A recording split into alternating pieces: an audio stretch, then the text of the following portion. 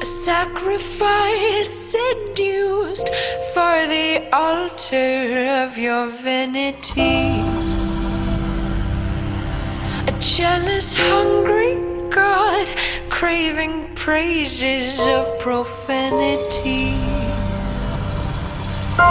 With bedroom dark and dine, and a deep mouth stained with wine, it drinks its fill. It was your mothers, not your brothers, that agreed to feed you poison. This egregious lack of choice indeed seemed fit to join your voice in, with lies disguised as prizes of reason and wisdom, with briberies of finery to weaken any criticism. Can the fly invade the blossom that devours it? A mouth that lies in wait for a gift of life to shower it.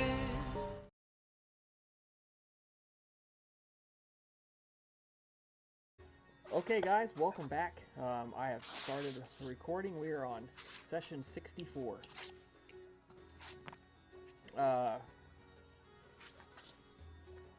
It's been a few nights since the shit went down. You've had time to think about things, catch up with people, understand what your contacts are doing, what many of the others are involved with, and you have a question. Oh, wait, I just reread it. Never mind, it's going to come up soon. Yep. Alright, so we're going to open the session. You guys are at Artemis's Villa. Of course, willpower scores are refreshed. You are down 1 single blood point for waking up tonight. Otherwise, everyone's full, except for our new guy, who we will get to in a minute. New character, not new player, obviously. Right. No, it's a completely new player. Dash is just here to say goodbye. Alright. I'm just a listener. Yeah. If you guys ever seen the movie Beer Fest, where they replace landfill with landfill. In joke, you'll have to watch the movie to understand. Alright. So you guys are at her villa. Her hospitality has not slackened in the least. But her villa is beginning to appear empty. Her trophies are gone. Many of her paintings are gone, except what is actually painted to the wall. Her golden ornaments, the Spartan iconography, all gone. In her garden, the leaves are beginning to change color. Servants are beginning to shiver in the night air. It's getting a little chilly. It's very late summer, early fall. In one corner of the garden, a musician's playing. The sound of shepherd pipes fill the air. They have a poet speaking popular poems and singing songs softly. You notice Kybeel is near that corner. There is a candle, of course, yeah, flickering over her shoulder. She is reading from a very thick tome bound in black leather. She appears to be more contemplating the words rather than actually reading them. As you enter, she glances up at you, but she makes no effort to actually engage with you or catch your attention. Artemis, of course, is dressed in her customary pristine white toga, with purple ropes and stripes, and her ever-present veil, and of course her golden sandals. And she welcomes you all. Sit, please take your ease. You are safe here. I have asked you all here as this may be our last chance to enjoy the night together for some time. As you know, the Pater Familiae of Rome, Princeps Camillus, has asked for volunteers to spread from Rome to Hispania, the provinces of Greece, the northern wilds, and even to Egypt and the Far East to make contact with the children of Hakim. Naturally, your many journeys have already prepared you for this, yet I think that we have more important things to attend to other than act as messengers. Of course, she takes her seat amongst the stools as normal. She waves her hand. You are all invited. Before we get to that business, I have prepared some gifts for my loyal clients. When Carthage is finally destroyed, I will no longer be staying in Rome. We have each fulfilled our sides of the bargain that we struck together, and I would not leave you without showing you the gratitude and generosity of the Scions. Albina Palace, I have arranged a personal tutor in the Keep of Shadows.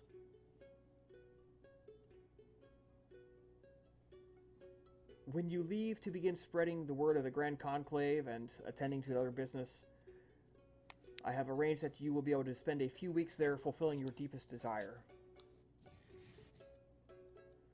Hatshepsut, you are mostly independent, but I have seen into your heart. What you most desire, I do not have the ability to grant. Instead, I will pass on to you two of my loyal guardsmen. They are strong, loyal, and perfect shots with the crossbow. Their names are Harry and Henderson.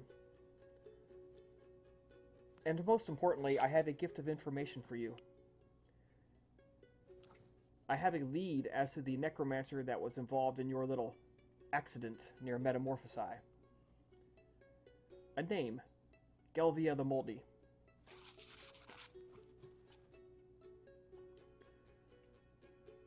Labiena Silas, your sire gave me a great gift with your presence. It would please me greatly if you would accept the words of the great thinkers on humanity and a few of my own selections on the Scions. I have seen that Rome is not necessarily the place of your heart. I would also like to invite you to travel with me back to Sparta when this war is finished. And last, I turn to Nicodemus. You have been a strong influence on your coterie, and have been quite the force here with your Medicus domain. Under me, you could have more resources and more freedom to experiment, to use, and a large domain of your own. I invite you to come with me to Sparta. As for your gift, I have some small trinkets and information of true worth. I give you enough money to keep your clinic open for a year. Some small statuary and a few trinkets that may be of more worth to you as trade goods in the future. And as for information, I believe I have discovered that your sire's enemy is no longer in Corinth, although he frequently travels there. I have spoken to Lysander and Alethea, and I believe that with you and your sire, perhaps your coterie and them, you can set a trap there and perhaps destroy him once and for all. You're most kind. Nicodemus is very cool in his acceptance of the gifts. It's been pretty much downward spiral since, especially since the involvement of the ballet, but he remains courteous.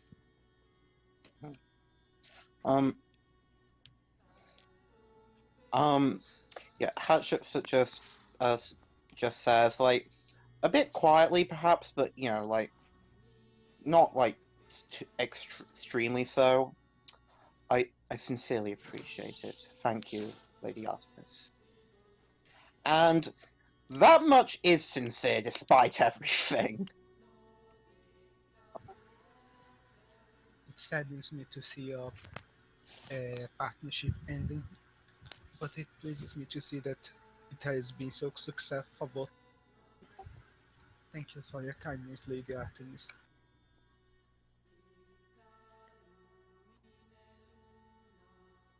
Well, now that we're through that, let's go over what we are going to do to prepare for the final fate of Carthage. I believe you are too experienced to be simply extending invitations. Although, of course, you're more than welcome to do so while you attend to these other matters. Apologies. I had thought that Albina might pick up her reward in Sicily, And then as a group, you could focus on the many opportunities we have to weaken the deluded allies of Carthage. Not only do we know of many weak spots to exploit in the city, but the intelligence provided by our captives and by those inhabitants that have seen the cause of Carthago is lost have also pointed out many villages and small towns where assorted allies of the Bruja have gathered, and they run their own little mini kingdoms. All of these Canaanites must bend the knee or lose their heads, as they could provide Carthage with valuable warning to prepare when we are coming. Now, we are not worried about the mortal soldiers, but each ally we remove now is one less Canaanite to face when they are surrounded by their own friends. And of course, if you have any scores to settle with Canaanites while you're out, a short detour will hardly be an issue. So, have you any concerns, comments, any issues?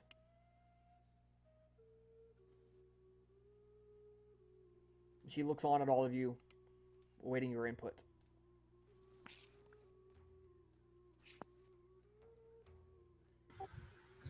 These allies, are they have they been officially placed in the positions by the Carthaginians, prince, or are they acting independently?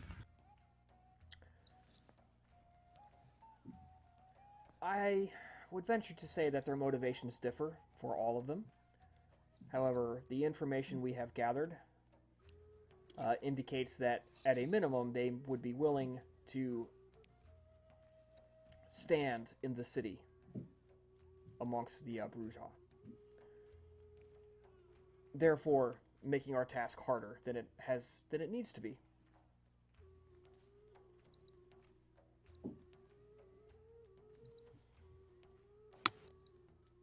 If we take them out now while they are alone, it would be far easier than when they have allies around them.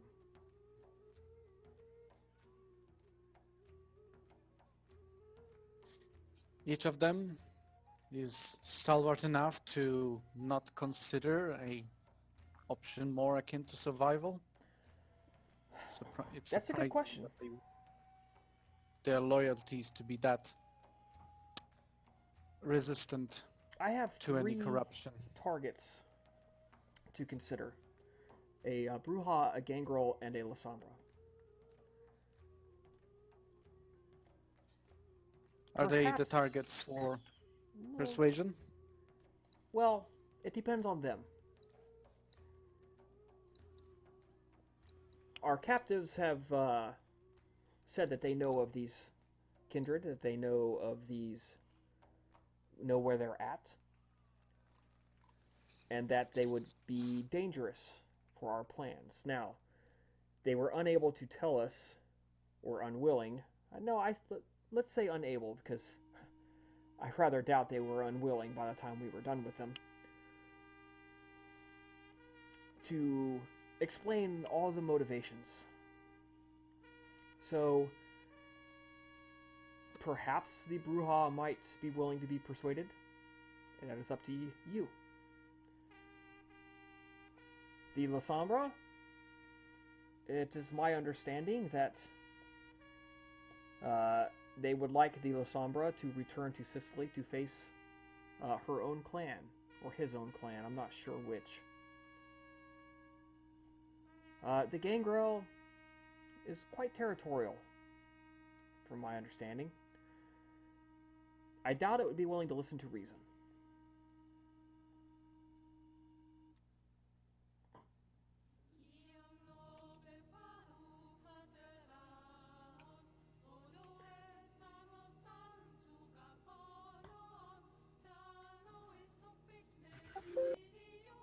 What else have Just you lost. considered? The Gango's territorial, then he might be willing to give up on Carthage, but if he's promised to allow to keep his land, alive.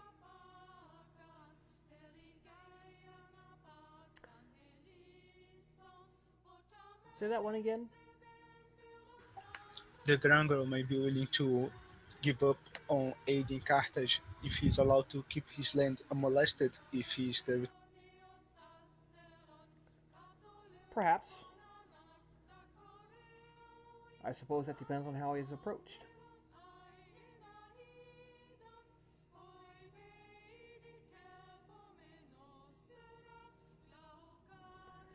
Regardless, the Eternal Senate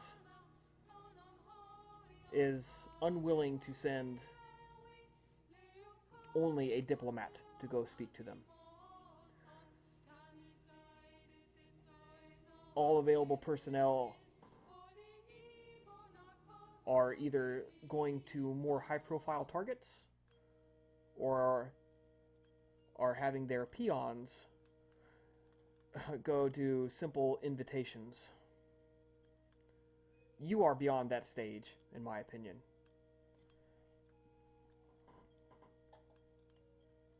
I do not consider you to be of use only to carry messages.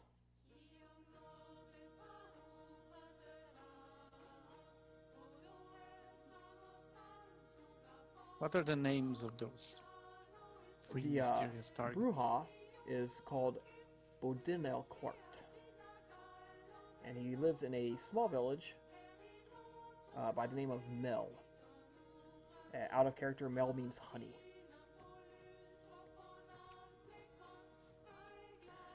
The Gangrel is called Juba, and the Lasombra is named Lushman.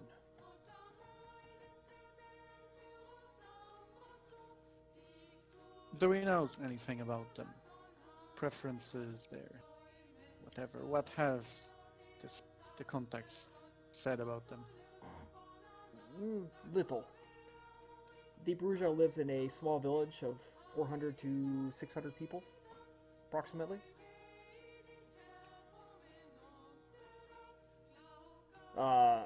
Juba lives amongst a very large village. Actually, it is split into two. One part is on an island, and one part is on the main shore. Eleshman, there's somewhat lesser information. They all live somewhere along the coast to the east of Carthage, alongst major supply routes.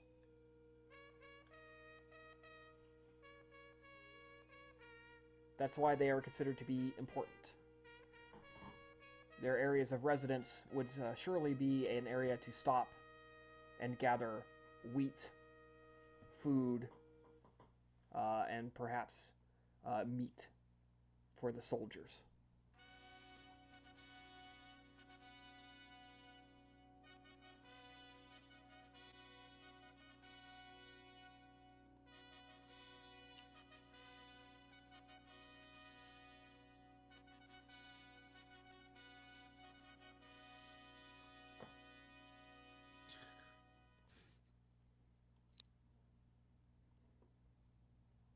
How much can they be offered? Should they prove to be willing to stand aside at least, or even perhaps share some secrets? Would there be something that we can offer them? Their lives, their territory. We have no desire to take their territory. We offer to leave them alone. A promise that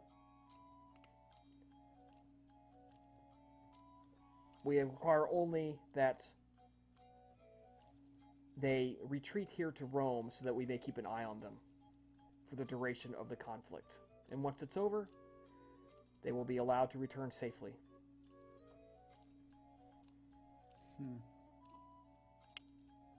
This might be difficult for them to digest. Quite so. I know I would have trouble trusting a Roman vampire who said such.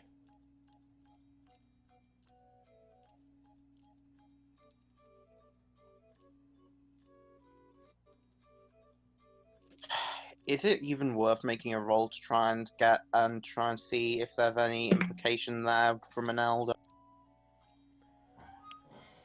I mean, you guys know Artemis well enough by now to know that she would just prefer you kill them. But she's also aware that you, as a group, sometimes express reluctance to do so, and therefore is willing to at least extend the branch of there might be a peaceful solution here. Ah. Well, I was thinking more in terms of the if a Roman offered me that comment. Oh, I mean, she's telling the truth. Hmm. Well, I wouldn't be happy.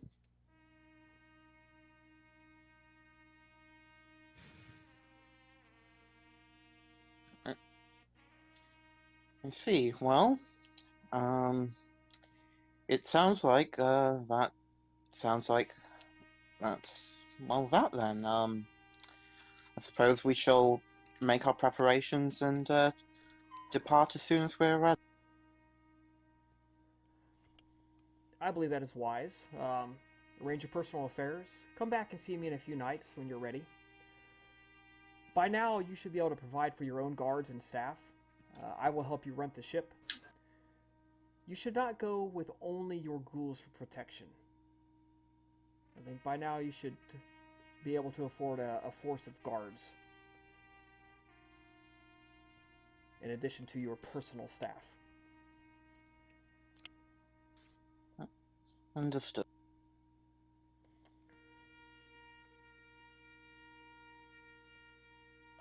If you hunger, you of course may feed from my staff. And take your time on the way out. Be careful.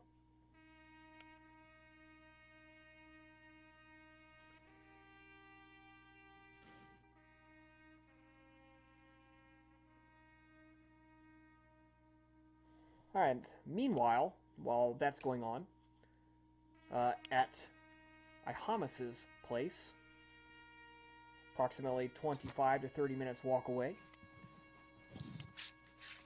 Ihamis and Aram Muad'Dib sit in Ihamis's private domain. It's a nice sitting area. The two of you sit on cushions on the floor, a single candle providing just a hint of light. The two of you have been in Rome walking and talking for a few nights, and Ihamis had promised to introduce you to a group that could help Aram explore his humanity. So the two of you sit, you talk, and Ihamis says, so Aram, what do you think of Rome so far? It is much bigger than what has been told to me. I honestly don't know what to say right now. I feel excited, but somewhat scared too, if you understand the reasons.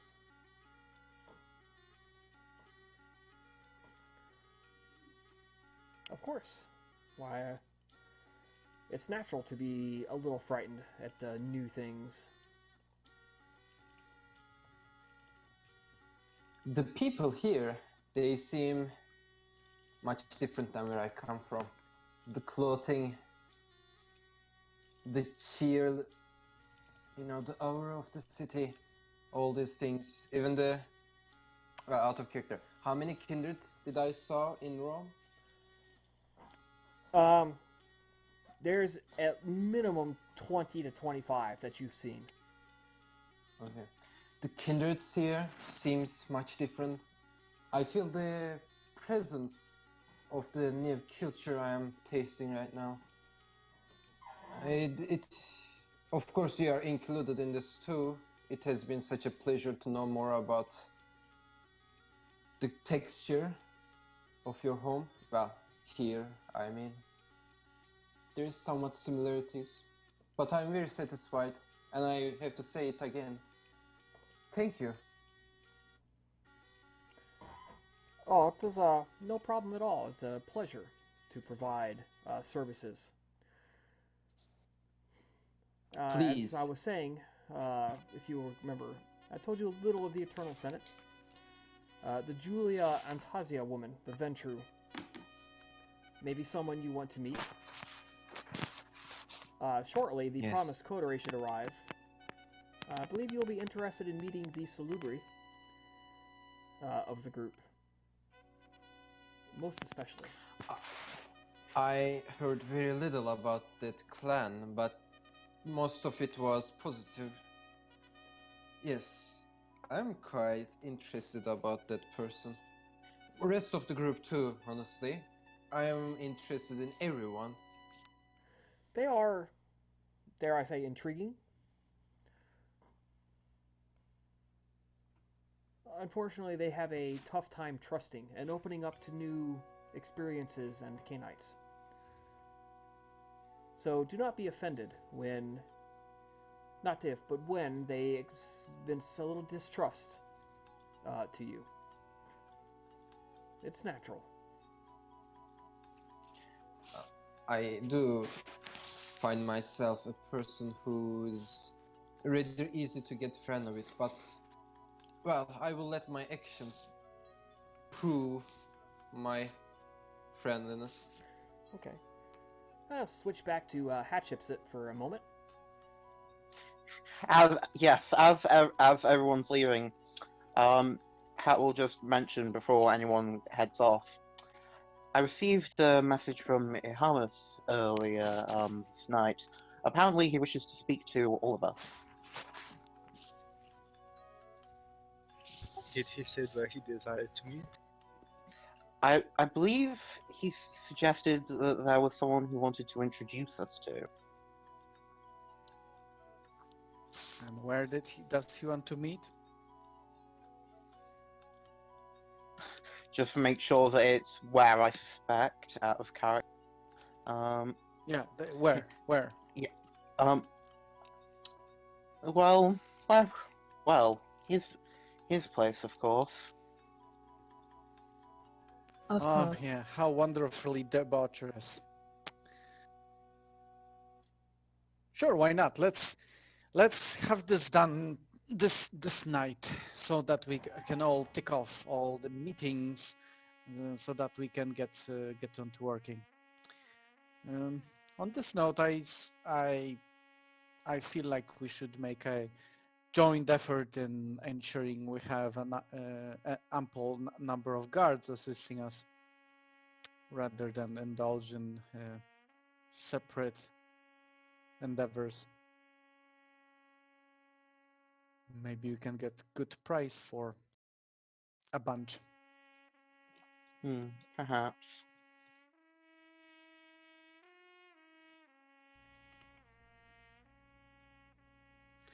Um, how long does it seem this journey would take?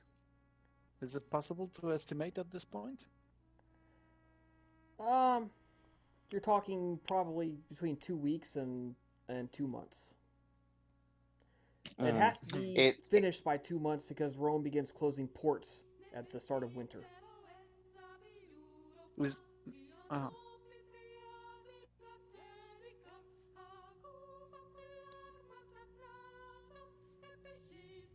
hmm.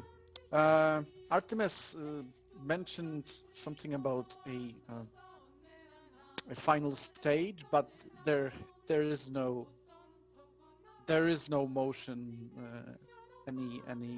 um, any effort for closing in Carthage just yet, right? There is no Well, these hidden things take agenda. time. They take a this lot of time to put into motion. You have to recruit people, get the ships, get food laid in. Mm. These things take a lot of time. There's no standing army. But the wheels are in motion. Mm-hmm. Both sides know it. Okay.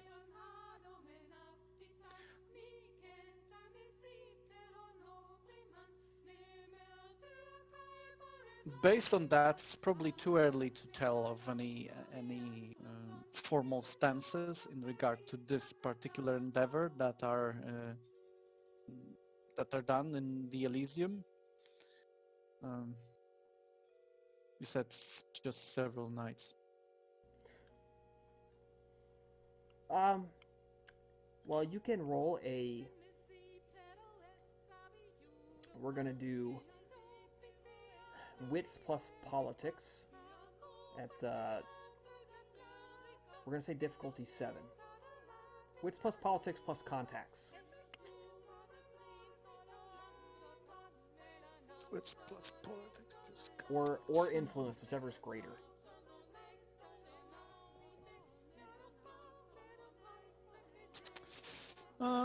Let's do this with willpower then. It's a crappy roll, but Nicodemus is very intrigued.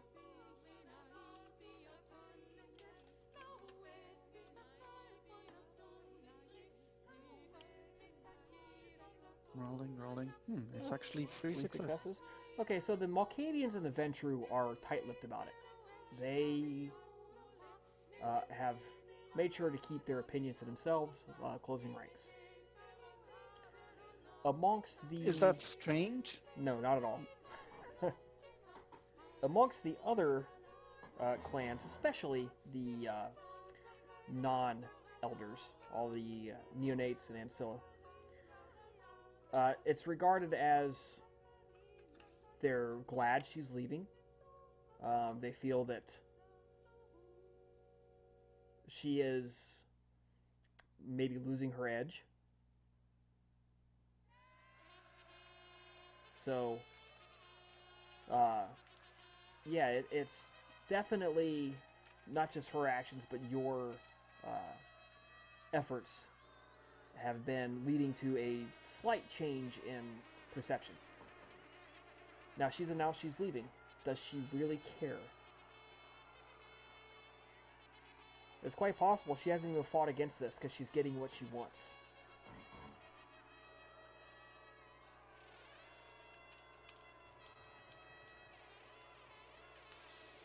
Mm-hmm.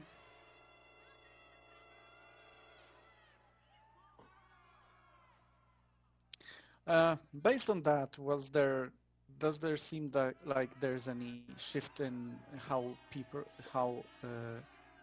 how they perceive us for this prism, for the fact that we're still her clients?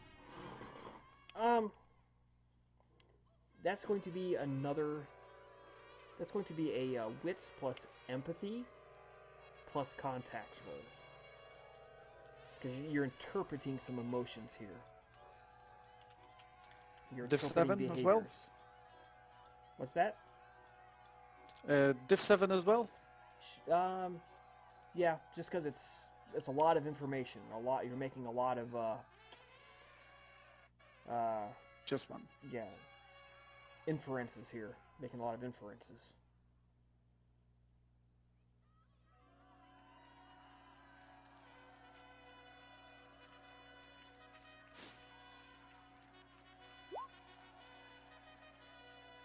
One success, I mean. It's difficult to tell. Some of the neonates and stuff are. I mean, they understand. You have to be part of somebody. It's difficult to be an independent.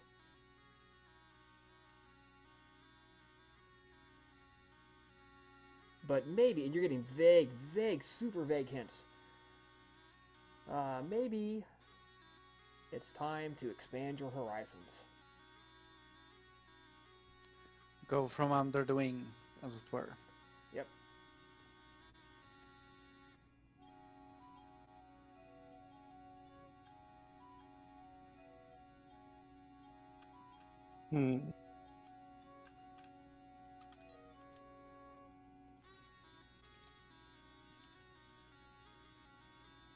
Well, you shan't get much more from delay, I don't think. So, unless there's anything out of character we otherwise want to do, we should probably just transition to Ihamus'. Oh, surely. All right. Just a bit of brooding. Yeah, you guys, you show up there. It's traveling as a group. Before would Albna be able to talk with Sybil, If you I like. do. As you approach her, she closes the book. And she devotes her full attention to you, which is fairly disturbing, honestly. It's rather creepy to be subjected to that in super intense, almost literally bug-eyed gaze. She's not looking at you, she's looking into you. Abner is going to try her best to ignore this, trying to avoid staring at the moving shapes of the insects beneath her. You mentioned that your faction within the Balai are one that is dedicated to the destruction of demons, yes? Or at least they contain. Hold on a moment, please. I'm very sorry about this.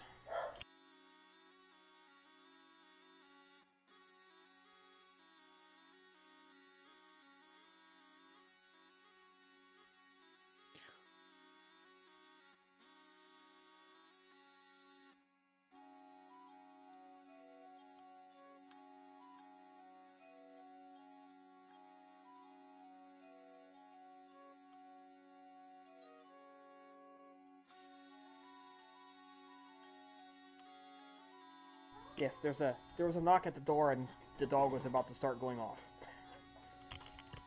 All right. She looks at you and she goes, "I'm afraid the vagaries of clan politics are not really open for discussion at the moment. However,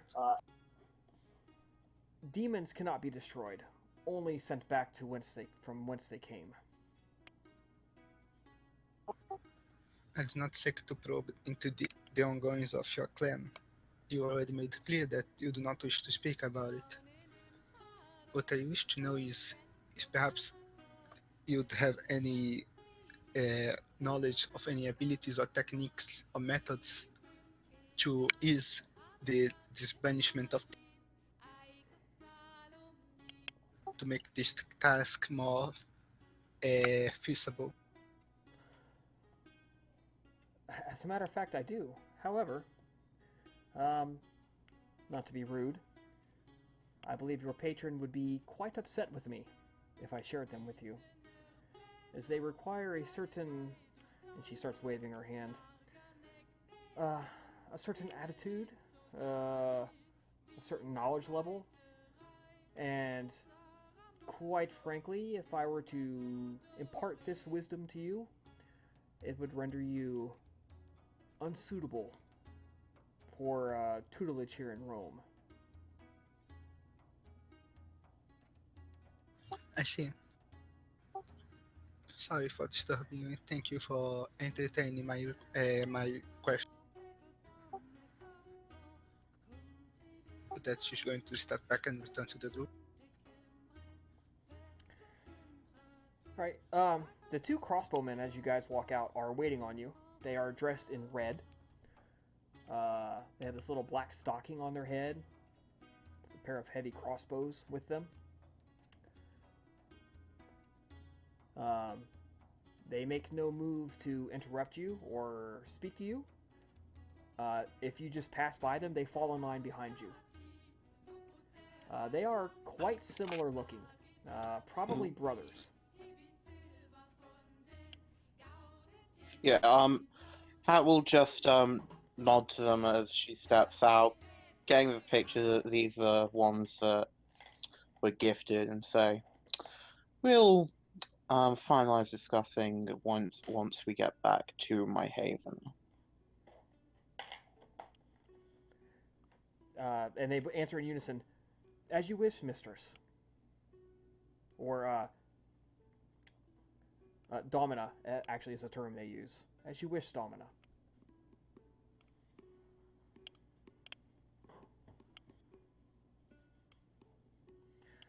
So fast forward a few minutes. You guys walk to Ihamis's place.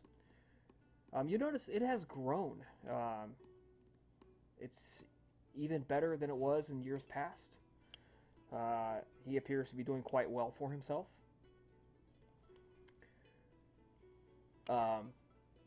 The door opens. You are invited in. It's an old woman. Her hair is completely gray, tied back. Her hands shake, liver spots on her hands. She's probably about 80. She looks vaguely familiar to all of you, except for Hashimsit, who knows exactly who this is.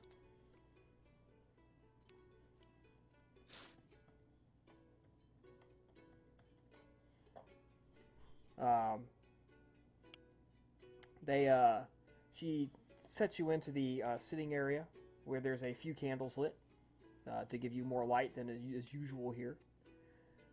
And a few moments later, Ihamus enters the room, and behind him is a decent-looking dude. And would you please describe yourself, Arum? Yes. Ahram looks like a man from Middle East. He seems to be around 20s, fairly young, rather handsome, not outstanding, not comparable at Albina at all, but still handsome. He looks very charismatic too. His clothing style, the hair, his vibe, stance overall, it just gives him this charismatic look. He has a leather clothing coated in a green fiber. It doesn't look high quality, but it's like a decent merchant clothing essentially. It is formal, kind of comfortable, but overall respectful to the surrounding.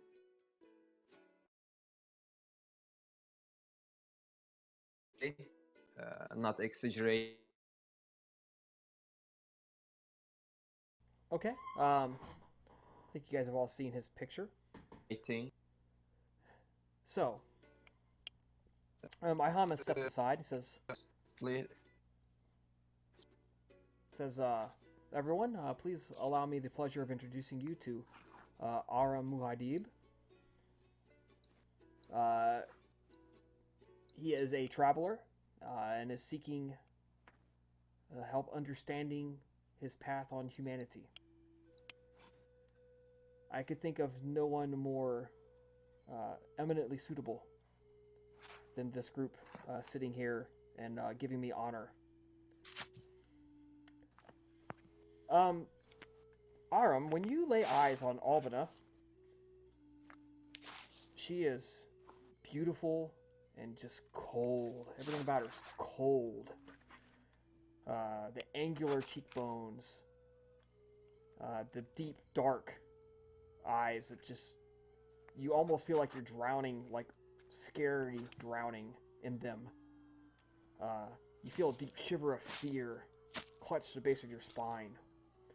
And you should be rolling self-control to avoid staring. Okay.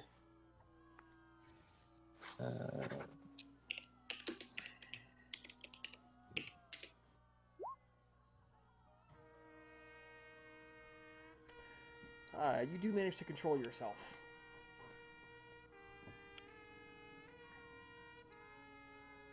I look at everyone and give a gentle bow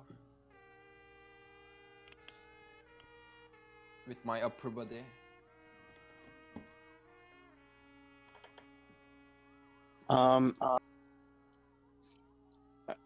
Hat will sort of like when you bow towards her, she'll give a sort of light bow in turn. A pleasure to make your acquaintance. I will now courtesy. Any friend of um,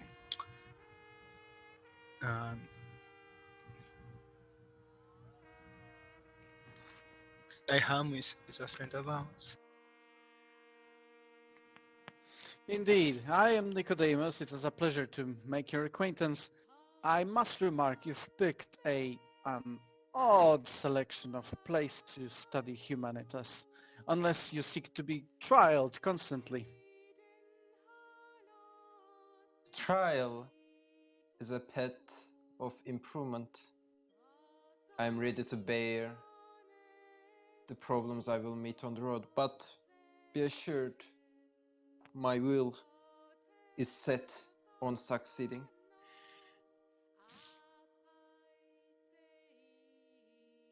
Go ahead, sorry. Oh no, I didn't realize you weren't finished.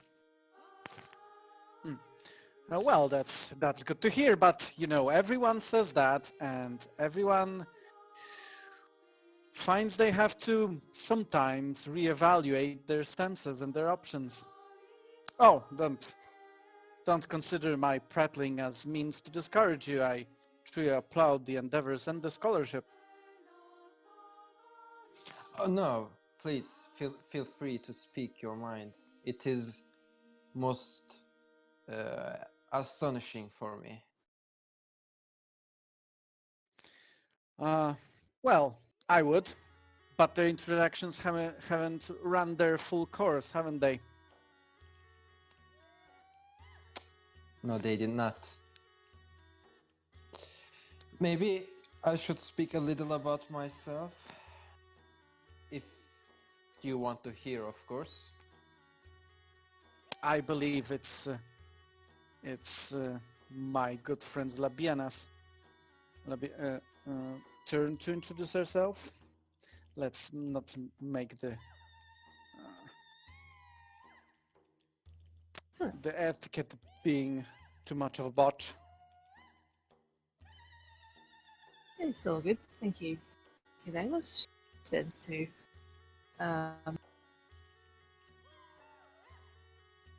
new person.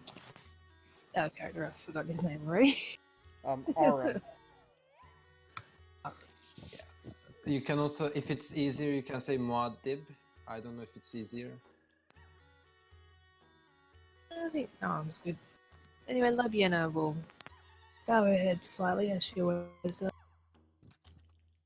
A pleasure. I am Labiana Celia of Clan Cappadocian.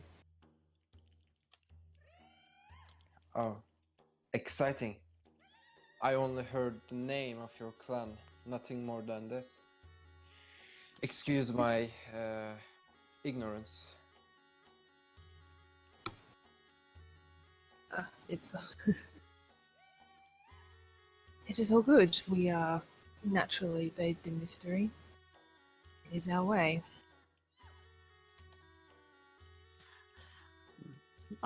Yes, I am Hatshepsut of the same clan as my brother Ihamus here.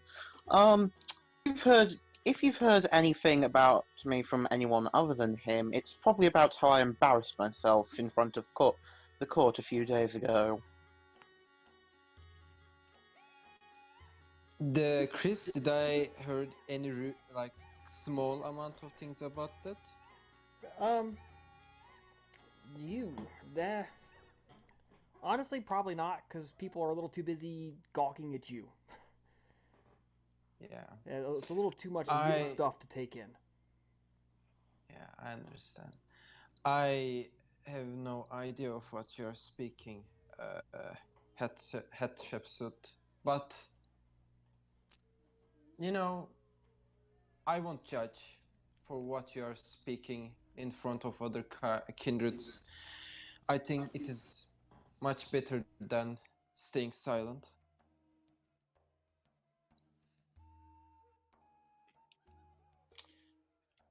Hmm. Very well then.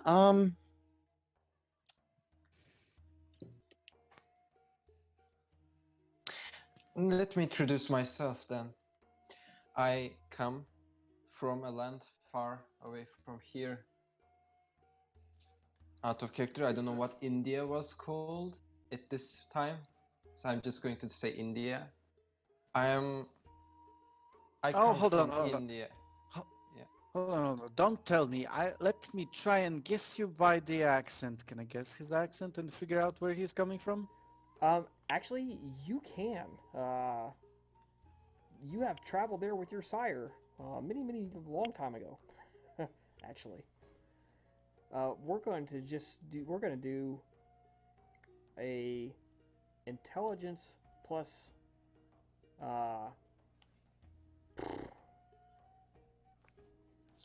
You have a lingua franca, don't you? Mm-hmm. Yeah, roll intelligence plus 1. He is also speaking the local language flawed? I see at least one success there. So, Mhm. yes, you. Okay, you place him in the northern region at the end of Alexander the Great's campaign. Whatever it was they were calling India at that time. So, that area. Mhm. East. It's far away from home, indeed. Far away from here, indeed. Is it not that the town nearby, that name just escapes my my memory? The great Alexander has concluded his campaign, deciding that he could not go further. What a I, wondrous s- land, I've heard. I see that you're a man with education. Well, that makes me happy. You are indeed correct. I come from that far to the east. I heard his soldiers told him that if they went any further, they'd fall off the world. Oh yes, the preconcepts, but the world is far larger than we expect, and The every time we discover wording, something new, it seems that's not yet over. I do understand the wording, and its meaning might have changed when it arrived to Rome.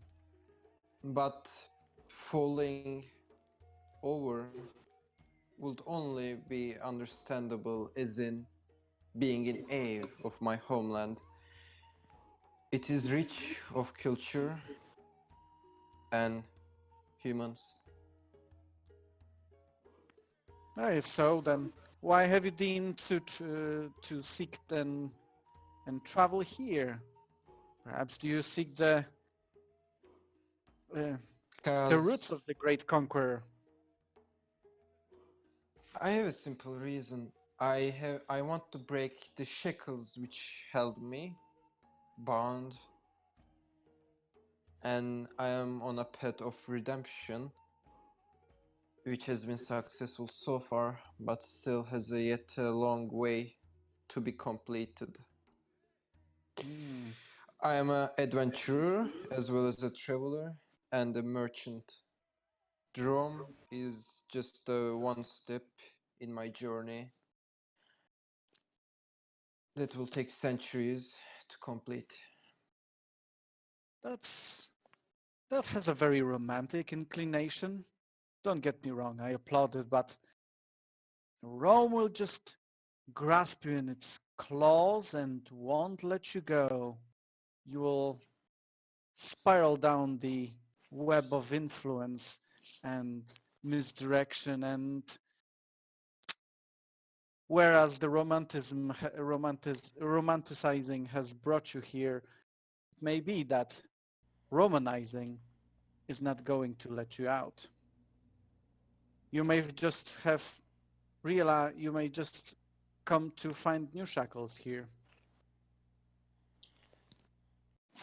Please excuse my assumption, but considering I heard that one of you is a Cappadocian, the other one is a Setite, I believe you are the one who is supposedly a Salubri, and Abraham says this to your face, Nicodemus, while looking at you.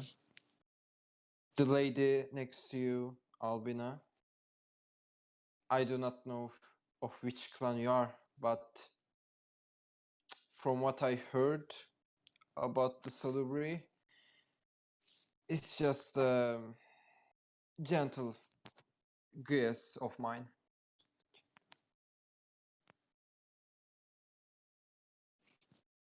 And your point being, Well, let's say I heard that you people like to talk, and which I do find very positive and a good thing, mind you.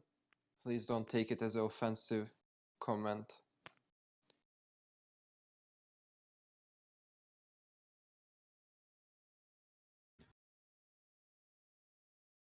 Okay, it's true, but doesn't mean that gullibility goes our way.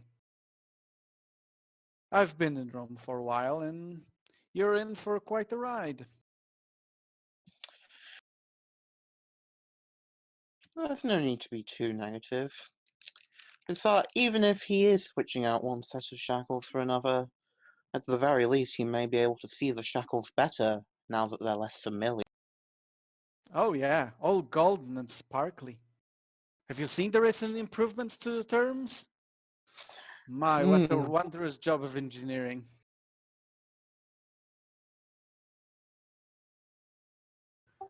You are sharing the department.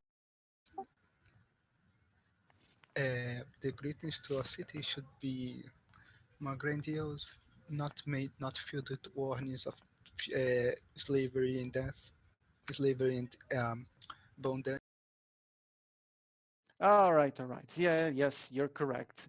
I'm just being a fatalist because it's a time of dynamic change. Change, you say? I would like to hear more about that change from your mouth. Certainly, we're on the brink of war. Oh, Yeah. so that was the matter. Hmm? Who are the unlucky people, as well as the Rome herself?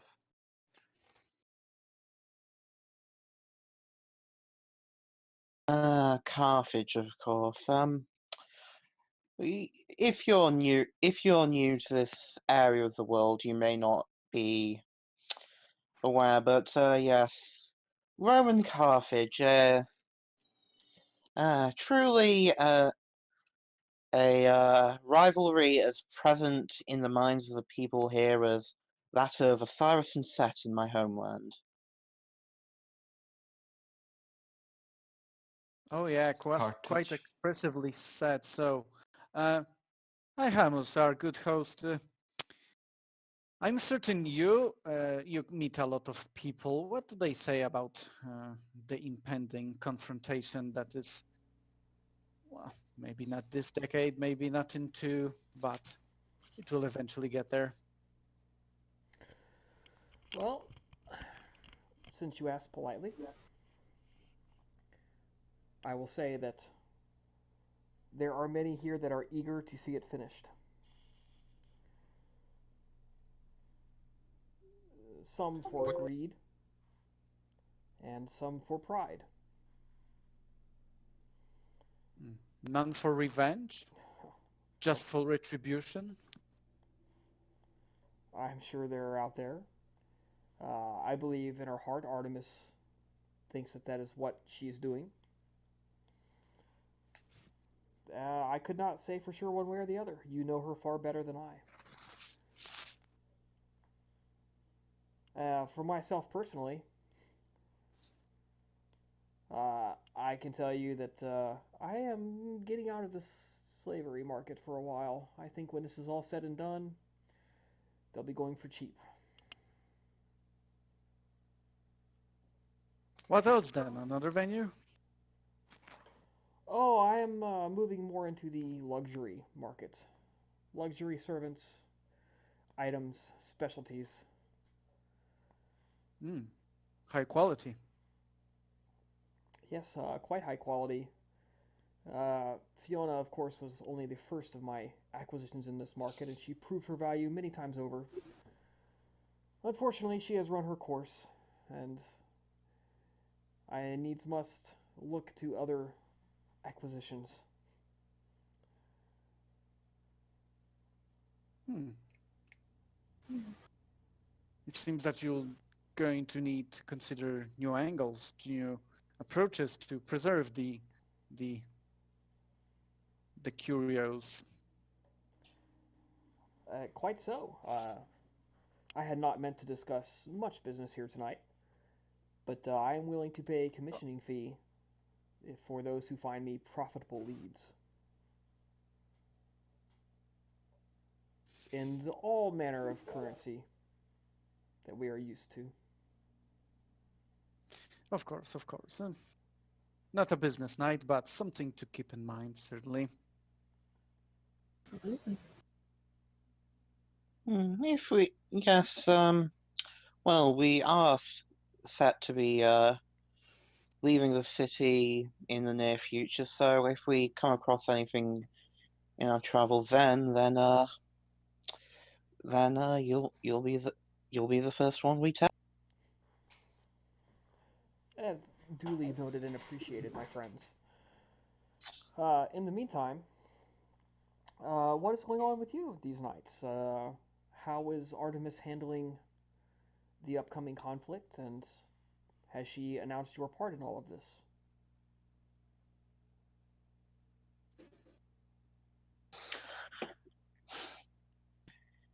Well, quite frankly, I believe that she wants us to. She's requested we go to Sicily, and I believe she wants. She said to just deal with deal with the some problematic allies of Carthage, however we wished. But I suspect she's hoping for a bloody murder.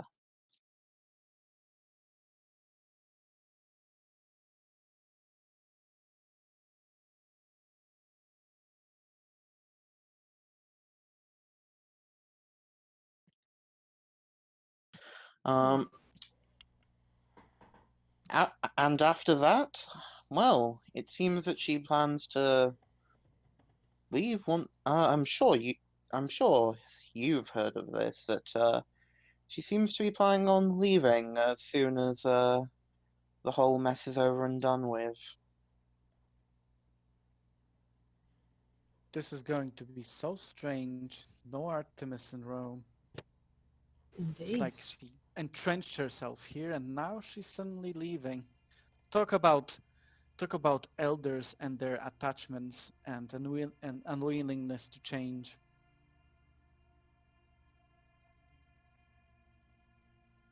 Unless they have to.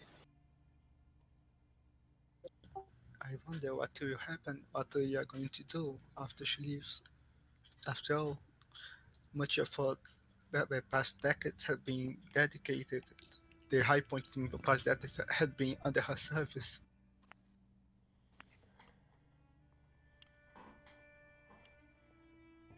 Well, I have been independent since I arrived here in the city many decades ago, and I've made many contacts. I would not be averse to opening the umbrella, as it were, to forming a faction of our own. I understand if you have some reservations about such an offer. Uh, Obviously, we have had. Let me rephrase that. You have evinced mistrust for me in the past, and deserve it or not, as your perspective may be, sometimes that can be hard to get over. But I'm always here for advice or just to talk.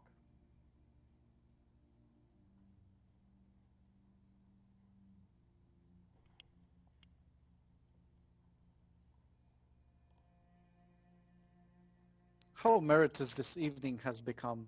So many good offers and uh, so many great partners to consider. Uh, these words are kindly appreciated. Yes, thank you, Artemis. Out of character, Chris. Yes. So from the sounds of it, plans have been made. So plans are being made to talk to various Canaanites, and I believe the Assamites were mentioned. Was involving the Setites mentioned at all?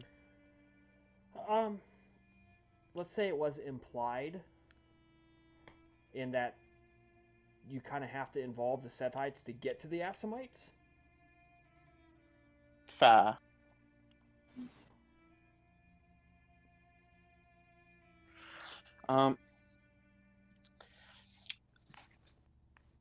One thing I suppose both request and suggest is that if you can, keep an eye on, well, the most esteemed guest of Rome currently.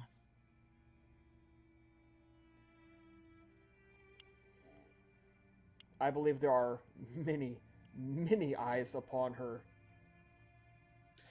seen Indeed. and unseen.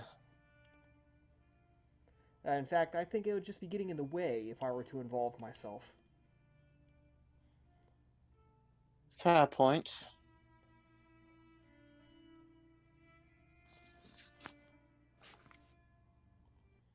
I mean, not that I'm not curious, because I am very curious. But to go up against one such as that requires a degree of time and commitment to which I am unable to dedicate.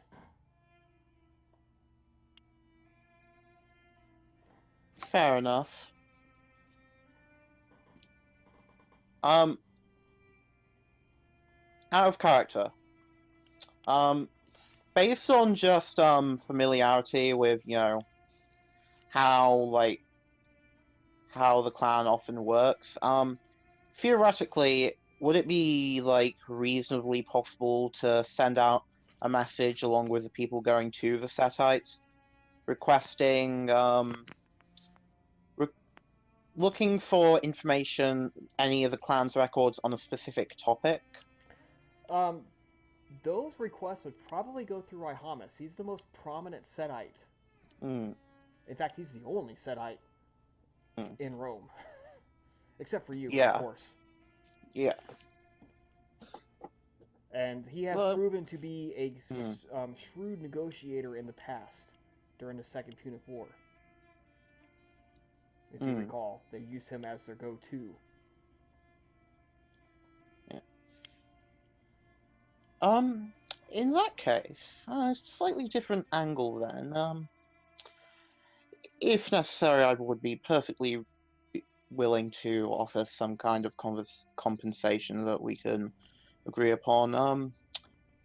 If you can look into getting any of the clan's records on the previous war with the Barley.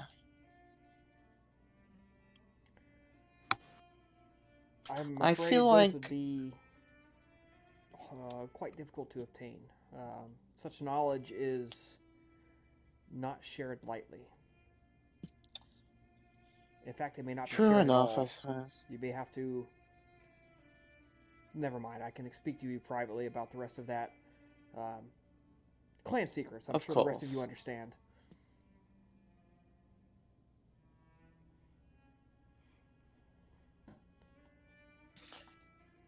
Well, in that case, do the rest of you have anything you wish to discuss with Ihamus?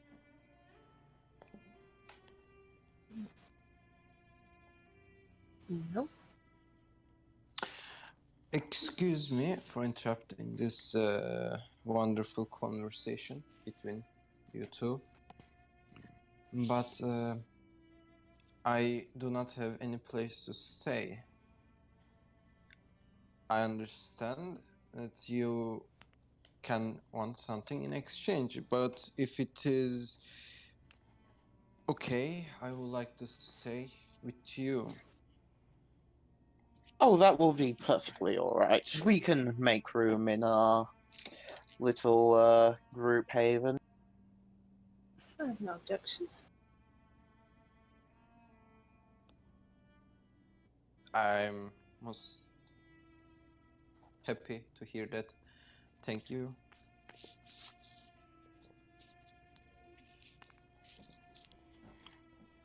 Well, until next time, please allow me to escort you to the front door. I'm sure you have much business to attend to. Loads of it. Yes. It was good to see you once again, Our Highness. A pleasure.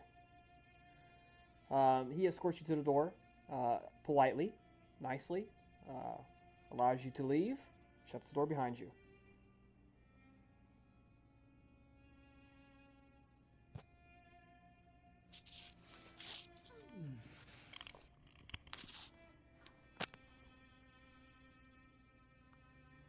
Well, now, what time is it? Do we still have several hours, or is it like... You have many hours. It's let's say 11 at night. Still Have you made your presence in front of the Prince, esteemed prince? Did I? Yes, yes, you have. Yes, that was one of the first things we did when Ihamus brought me to Rome. Have you hunted in Rome? Did I? No, you haven't. You've only been here a couple of nights. So let's say you're down Okay. 4 blood What- points. What will be my blood pool? I say you're down 4. Okay. No, I have been keeping myself busy. It's not too bad. It's actually very easy to find people. It's a lot more difficult to make it discreet. But there are several places where you can easily pick off the stragglers and the. I've no idea if you have any preference for blood, but Rome will accommodate anyone. That's one advantage that a Canaanite that has made his welcomes through can expect on. I can, and I would show you some key points to keep out of trouble while you indulge in your darker hunger. That I would really appreciate. Thank you for the offer. Oh, actually, out of character. So we've all left the building. Am I interpreting that right, Yes. Chris? Probably Yes, you going are. someplace on the road. It's almost slipped my mind. Forgive my forwardness, but what line do you hail from? It is hard to translate to these languages. It is something similar to trader. I believe that is called in Latin and Greek. Something like that, at least. Something like that. In other words, with a twist. Splendid. We're all twisted. No, it is not a twist. In it. Just a matter of language. I do not know if back where you came from, the Masquerade is followed, but here it is strongly enforced by the prince and and the rest of his. The humans are to remain ignorant of our name. Oh, don't worry about that. Being a traveler brings the masquerade thing with itself naturally. That is the best way to survive on the road.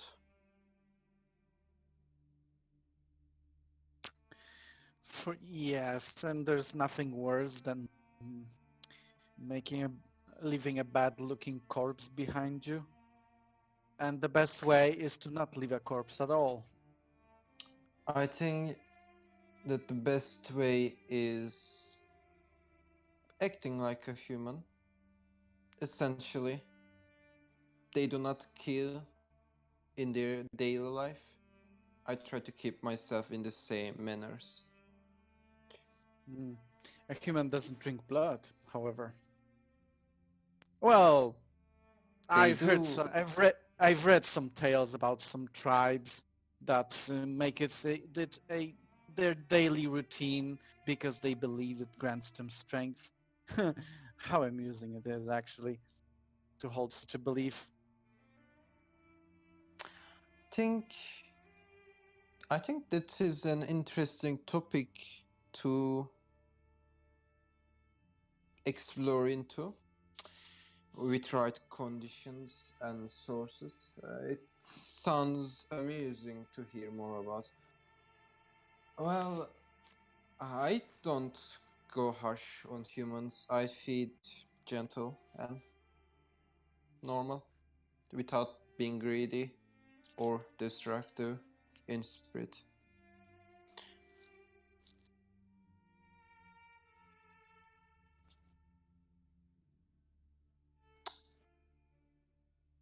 What about? I guess this is a private thing to keep yourself, but what about you? What do you consider about the daily hunting process that every kindred has to live up to?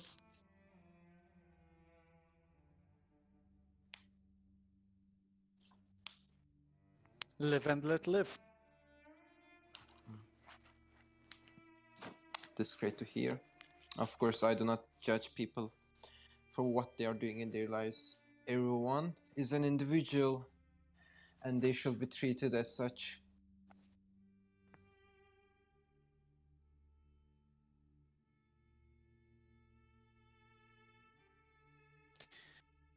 What are your longer term plans? Do you just seek to hang out in Rome, see what the study brings you forth? It is more about instinct. When I feel it is time to move on, I move on. Of course, even right now, I can say that Rome has much to offer, and it might take several centuries to even become nourished of the city.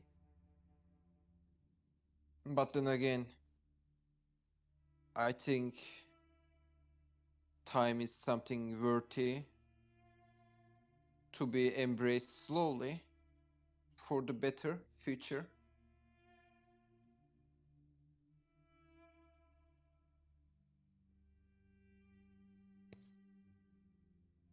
No need to hasten things.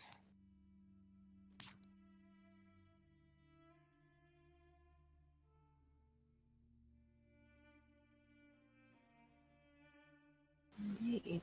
We have plenty of time for all of that.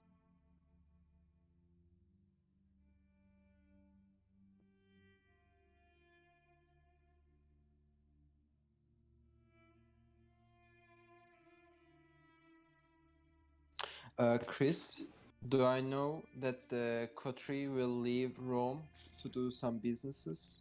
Not yet. They Yeah, we haven't told you. spoke. Okay. Actually, we did say it that we are bound to go to Sicily. Oh yeah, that's right. You did say that. In their Yeah, everyone was presence. in the room. Okay. Yep. So I do remember that you mentioning the Kotri will go to the Sicily. I do want to say that I do have some few things to do there too. Mm, it's a fun. You want to enlist on our little errand? Have you actually have you heard what we intend to do? I believe that one of us hinted quite vividly on the conduct that is to be embraced during the trip. I do understand your reasons and my personal feelings. They do not matter in this. I will be doing some personal things in Sicily in the meanwhile. Of course, I will not keep myself as a burden. I am more than willing to use my own resources to help with the traveling and taking care of the, well, kine, which we will bring with ourselves, assumingly. I suppose it's a good opportunity to travel and see how things work. What can you be trialed with, and what can you glimpse from this? I'm If back. you wish to share the trip with us, I'm not opposed. The more the merrier. The vivification coming from a new acquaintance certainly something nice to consider during the voyage. Having someone else experience with travels would no doubt be useful should anything happen. Indeed, and well, not too long ago we went down a member, so That must be, oh, awful. Well, I know my sudden presence is not taking a toll, considering that. oh no, it's fine. It is sad, but you know, we do what we must.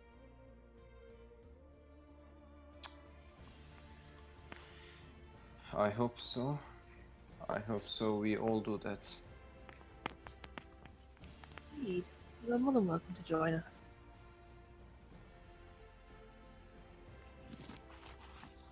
Of course, I have to say my travel knowledge is about land travel. The path I took was, well, very rarely had to involve sea. Just a personal preference. Perchance, did you go through Delphi on your way here as well? Did I? Chris? Up to you. Yeah, let's say yeah, I don't know. Yes, I did stay there for few nights, nothing too long.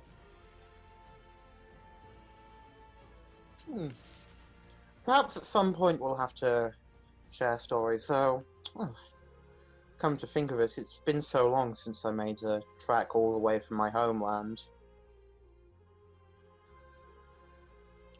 Well, I can say that I love the culture in there. It is somewhat familiar, but also much different than my home.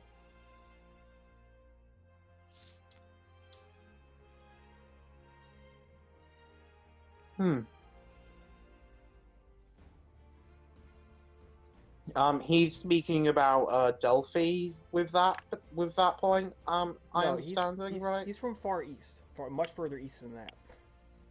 Okay, so he is talking about Egypt. No, farther east than that. No, I mean in terms of where was familiar to him.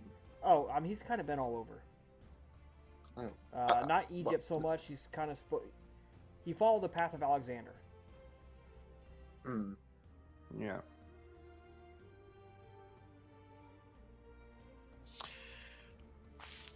Well, I do have indeed many stories to tell.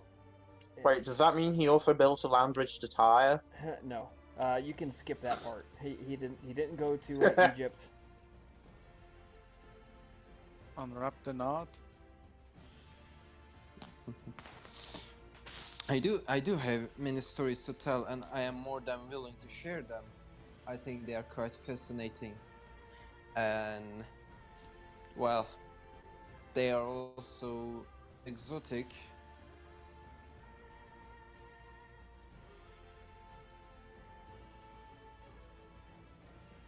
Yeah. But anyway, we're wasting time right now, aren't we? We should be preparing. I think we can skip through a lot of that. I think if Albana is willing, she can mark off a temporary resource point, and that pays for the guards for the duration of the journey. Would I be able to help? I don't think much. Albeda but would I has be able to? way more resources than any of the rest of you. Yeah. She is literally the patrician of the group. We're just leeches around her. And that pays for their food, their guard services, all of that. So the rest of you guys simply need to prepare your ghouls and prepare for an extended journey. I'll probably want to take a fair bit of typhonic brew just to make feeding the ghouls, lighter on us. Are you taking your new crossbowmen with you?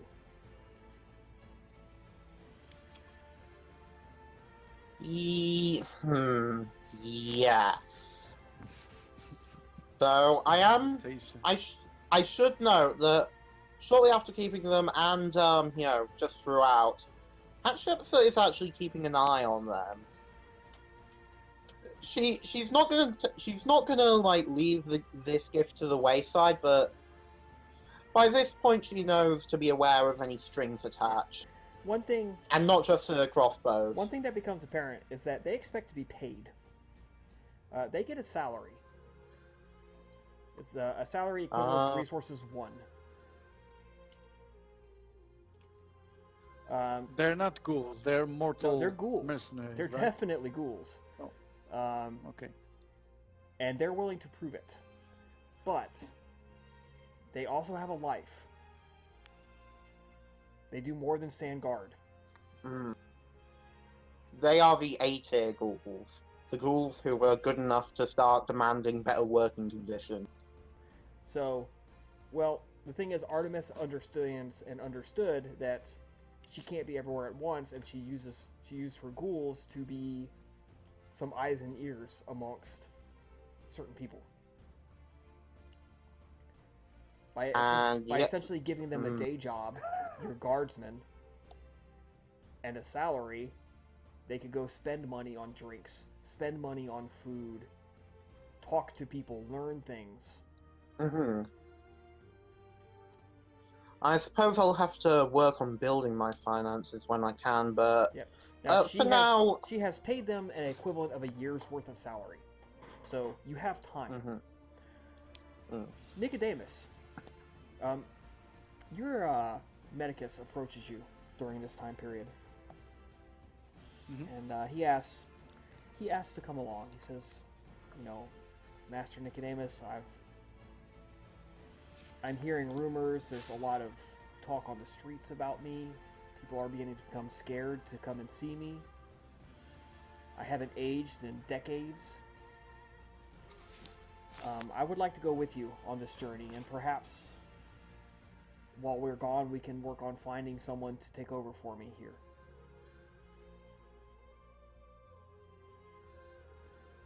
This is fair. I agree.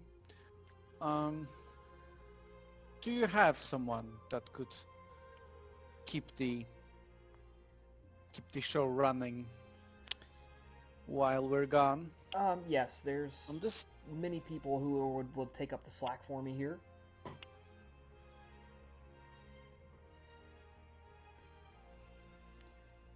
Excellent. I trust your judgment to appoint someone. On this note, I don't suppose you would know or happen to be owed to by someone who knows about finances. It seems that our little clinic might be facing some boost in financing. I happen to know many people. I have some patrician allies amongst some of the lower political spectrum who could certainly help us out.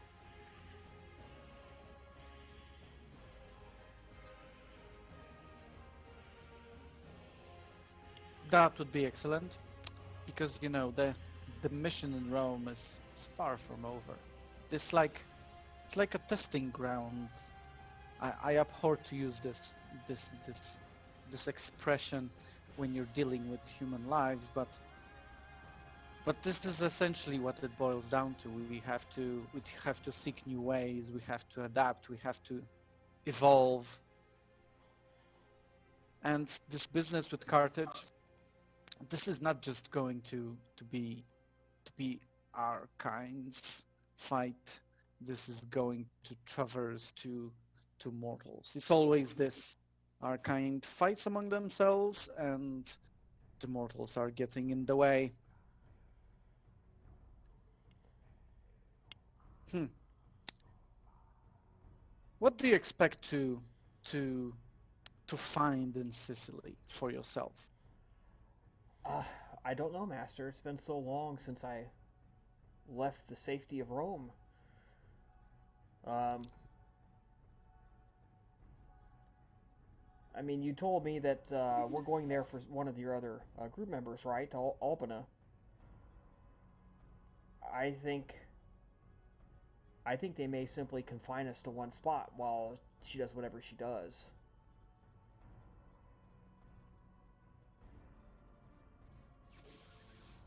Yes, but my question was about yourself. I mean, I don't know. Maybe I'll find a wife. Maybe Make I the could work on having a arrangements. I'll, child. I'll Or maybe I'll just find somebody who's really skilled. I don't know. It's a spirit of finding out. Mm-hmm.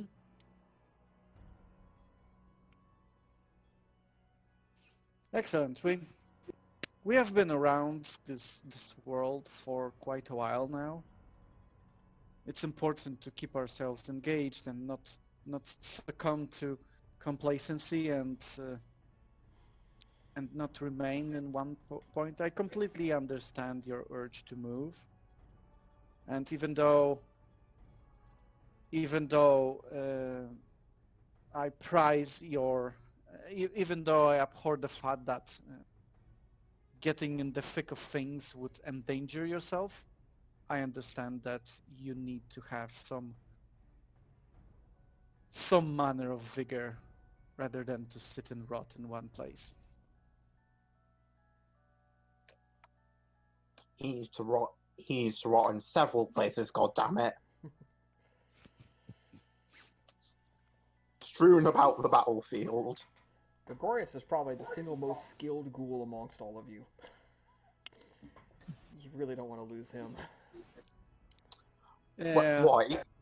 Even the one who got 5 experience last time. Oh yeah. I mean, he's not a fighter, but in terms of everything else, he's better medicus than I am.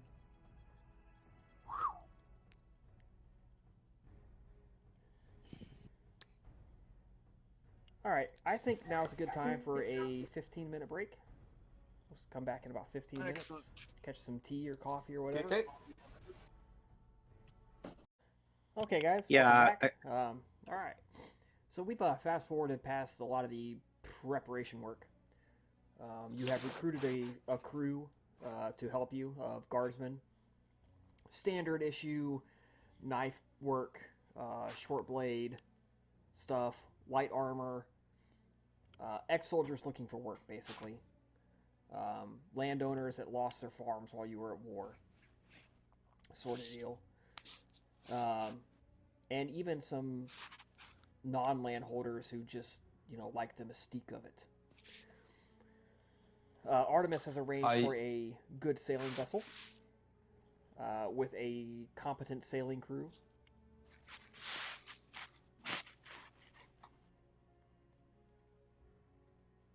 So what do we have left to talk about? Nicodemus wanted to seek out some information about the 3 people that we're going to negotiate murder. Honestly, And maybe someone in Delisium has been to those parts and maybe have heard something about them. the only ones who could talk to you about that are Ashunamesh and Gale Leonis. And they essentially just confirm what you've already heard. They don't really know much about them. Right. Well,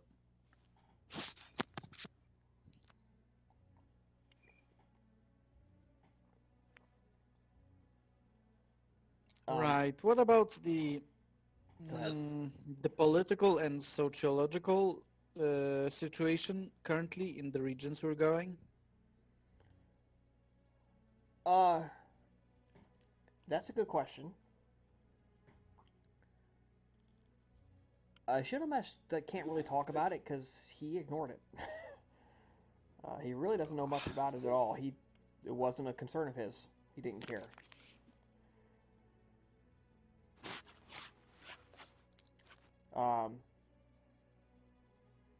It's actually more the mortals that can answer your question. Mm-hmm. So, how many of you say there's?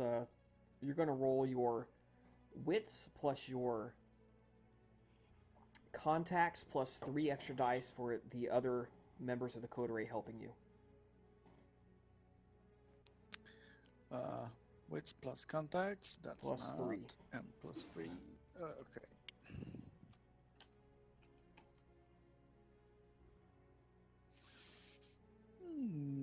This is the following night, and we still have several nights to spare, Yeah, right? you're asking questions over the course of several nights, getting information, talking to people about their opinions.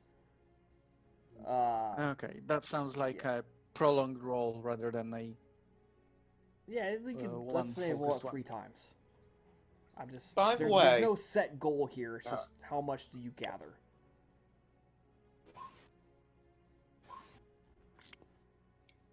3 times 2. Okay. What you are hearing is that there's a lot of mortal instability down there. Rome has been called down there many times to keep the peace. And in fact, recently they helped overthrow a king down there in Numidia. So, let's see, I'm going back through my notes of the last few years.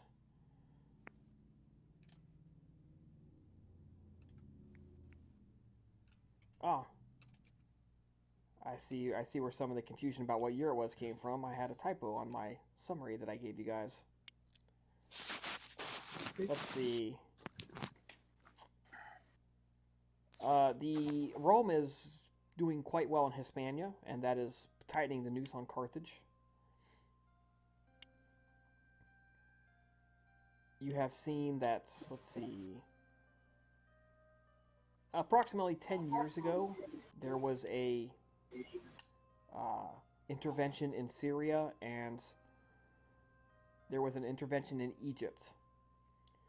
Everything between Egypt and Carthage is still kind of politically unstable. A lot of neighbors fighting neighbors, but it's all small-scale stuff. Were there any attempts to seize upon it from the Roman government? No, there's not. They were a lot more concerned with Egypt and Syria than they were with and Hispania. They've a lot of the past few years they've really been working on Hispania. Mm-hmm. Yeah, that's sensible actually.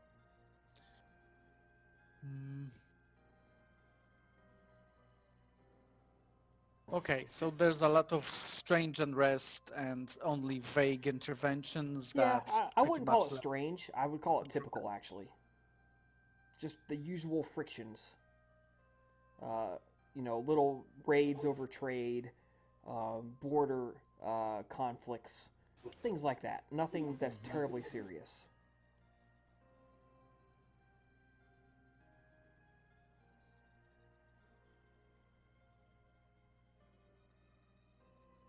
Does it seem like any of these were kindred driven on small scale, or is Things it too got vague? Whoa. Things got That- pretty Yeah. vague. Yeah, you're. That you went very robot very suddenly. Yeah, I was just gonna say I'm sorry, audio. this was my intention. Is it still robot? Yeah, it's still. Yeah. It's pretty bad. My constant. I'm sorry.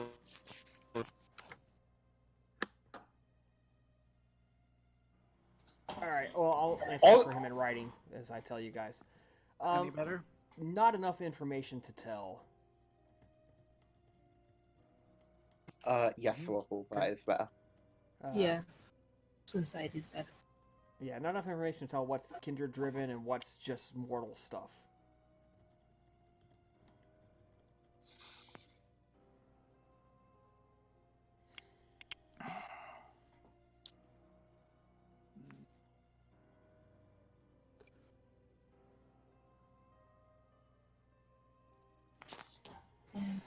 But again, none of it's really surprising either. There's nothing that says, you know, such and such is doing something. It's just life. Neighbors fighting.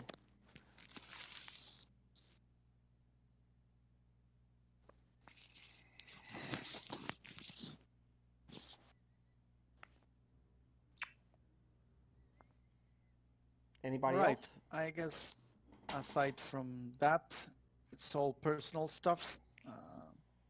Oh, right. Considering that that Gregorius is not a very social butterfly, Nicodemus is going to make sure he acclimates well within the mortal company, like capitalize on the fact that he's a super healer that can probably deal with it, with their wounds and something, so that he's like he's not fending alone when Nicodemus isn't around. Oh yeah, he instantly starts talking about seasickness and, well, let's talk about how to cure those wounds. And you know, you really shouldn't get tattoos because you could get, like, it makes the skin melt off sometimes, so they're dangerous. You know, telling that to a bunch of soldiers. Right. Why not focus about tips how to deal with hangover and Yep. and on the Yeah, positive so side? he basically goes into things. lecture mode of, well, here's how you guys do this, and let's talk about that, and you should chew mint before, you know, doing something, and you could brew tea this way to help with your hangover, and all that kind of stuff.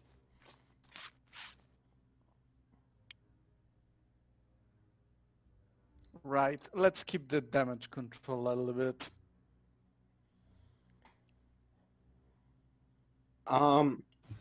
My Soldiers just sort love of their note, medic. They love their medics, and they take good care of them. even Yeah, when the that's medic is precisely annoying. the angle. But the thing I wanted to know is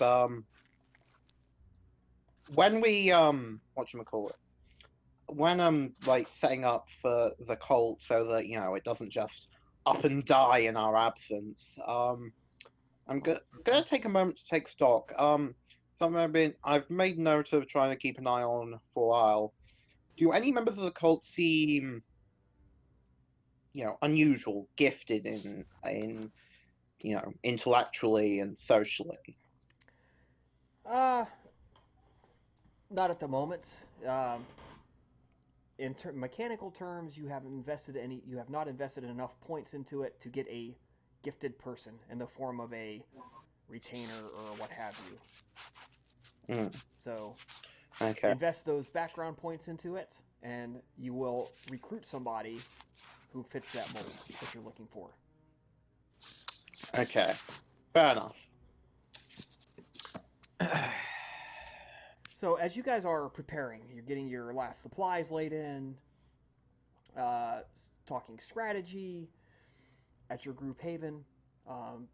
There is a polite knock at the group haven door, and Oh, shit, here we go again. Hatshepsut's ghoul answers it, and Oh, it's not Carthaginian vampires, hopefully. comes in to talk to you guys and says that there is a Uh, Vampire says he is named Libris. I mean, it's a stupid Oh. name for a vampire. Would like to talk to you guys if you would have him.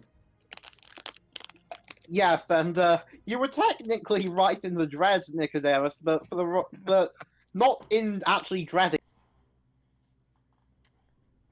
All right, right. Let him in. He's one of the positive persons. He A friend of the coterie. They show him in. Aram, you have never met this one before. He is brand new to you. Yes. Very skinny dude. In fact, almost as skinny as you are. But it should be mentioned that Aram is like skin and bones skinny. Like, play the xylophone with his ribs skinny. Yeah. Not looking very healthy. precise either with his movements, stuff Yeah. like that. Libris has thinning hair, something of a mustache going on, a little squint to his eyes. Very broad forehead. His hair was receding when he was embraced. He is shown in, and behind him are three humongous men. And he gestures to them to wait at the doorway.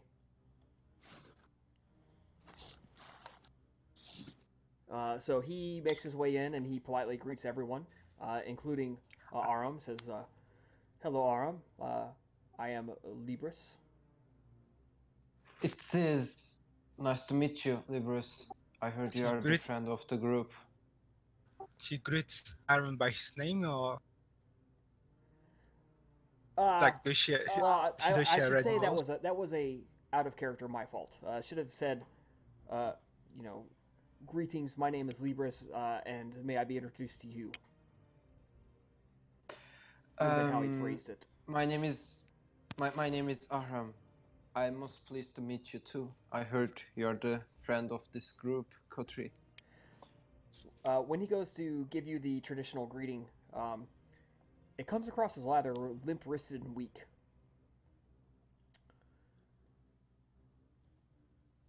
So he turns to you guys as a group and he says, "Thank you for receiving me tonight. I believe that as a sign of my respect for Rome and as proof of my willingness to take on Carthage, would like to volunteer to travel with you and help you out in your trip, if you would have me."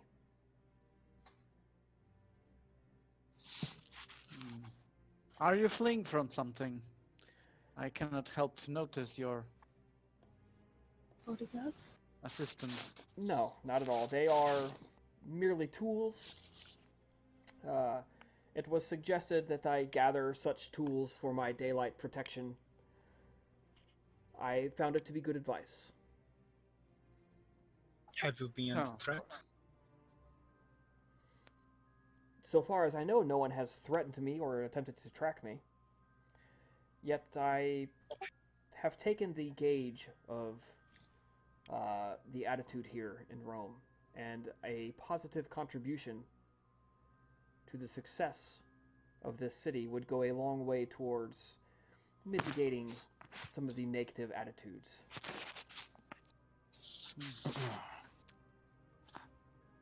I suppose there is merit in affiliating with those that one knows. I see no opposition to this. Do you have any personal stakes to, aside from the ones presented, to that you address the particular destination? No, I do not. I will follow your lead in whichever manner you choose to make it. Excellent. Do you maybe know these people? Have you heard of them?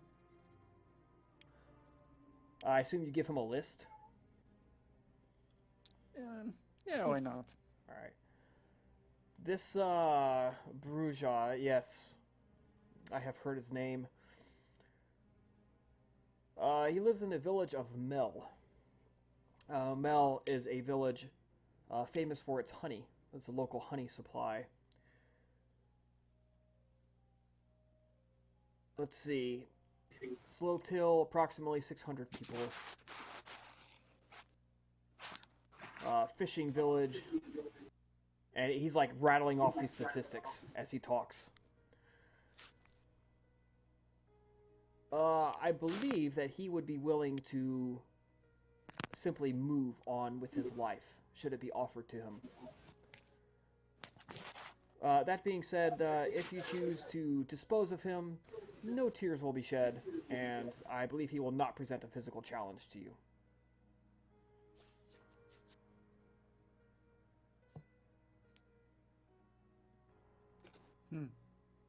That's good to hear. But those who appear weak often have a surprise in their sleeve. Yes, we cannot, well, underestimate him. He made no offerings or showings at clan gatherings, parties. I have no way of gauging his raw abilities in terms of the gifts of his sire. But as far as his demonstrated skill with wrestling or a blade, he has shown none and presumably has very little. We will, of course, bear that.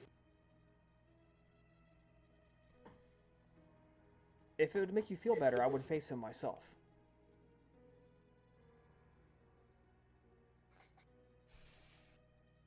We'll see where we get. It's important to have a good preparation beforehand. It is. And the other two, the La Sombra and the Gangrel. I'm afraid I know little. The Gangrel is a reliable Carthaginian ally. They give him his space. They refrain from allowing others to take over his domain, and he gets to spend his nights doing whatever it is he does, rather than killing. I know nothing of the La Sombra beyond its name.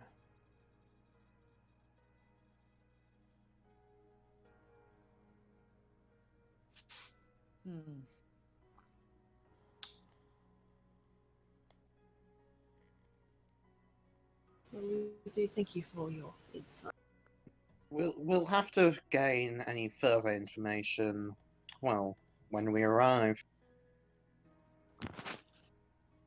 Would I be able to learn more about the La Sombra in Sicily? Possibly. Probably so.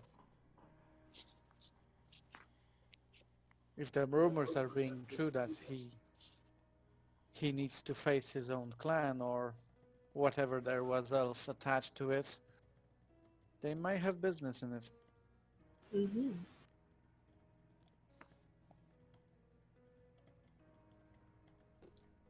I have to ask, Libras, and exactly where's the turning point for you?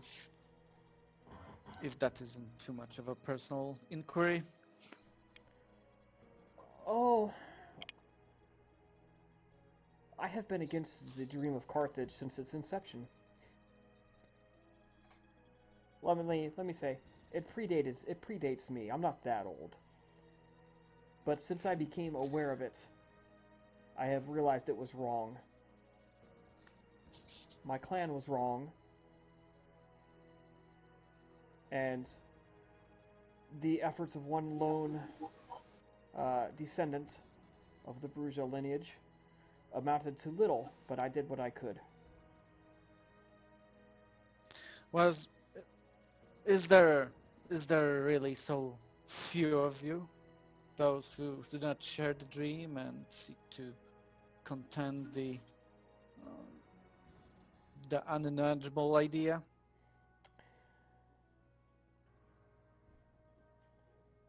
Very few. There are some. Those that know better keep themselves hidden. for our brethren would surely hunt us down.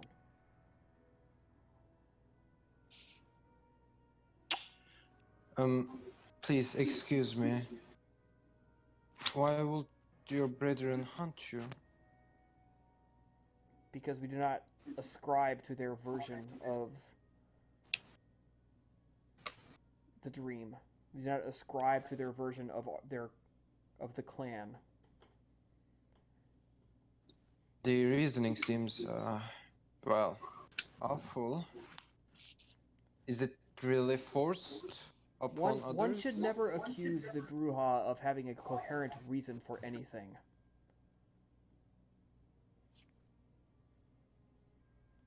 The descendants of Troil like to pretend that they understand philosophy. But it's only a good pretend. Where does that put you then? It puts me at my own opinion. You notice I do not claim to anything I cannot prove.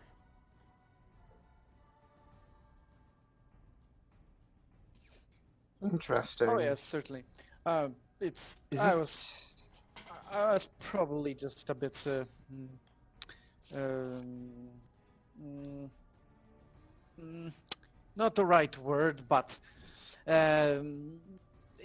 impacted by the way you descended upon your own clan.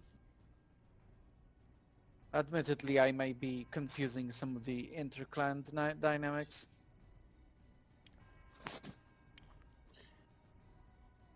Please excuse me again, Librus. This is just to see if we have something common, which I'm starting to assume a little bit. Not overall, but little bit. Do you feel disconnected from your clan? I am connected to those who are important.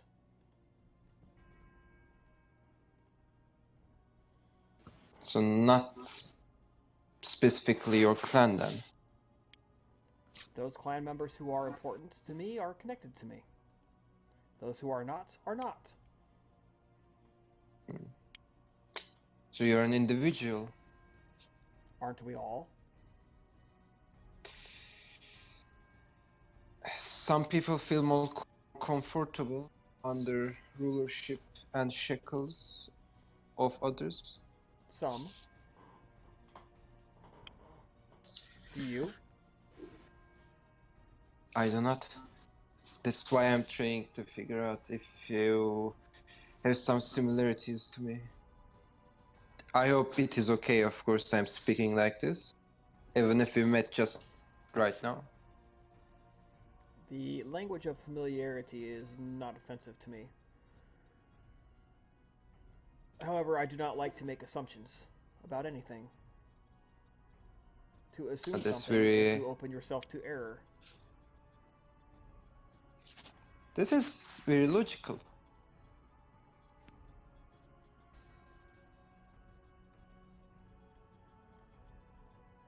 I think making errors, mistakes is a good way to improve. I think it's a terrible way to improve.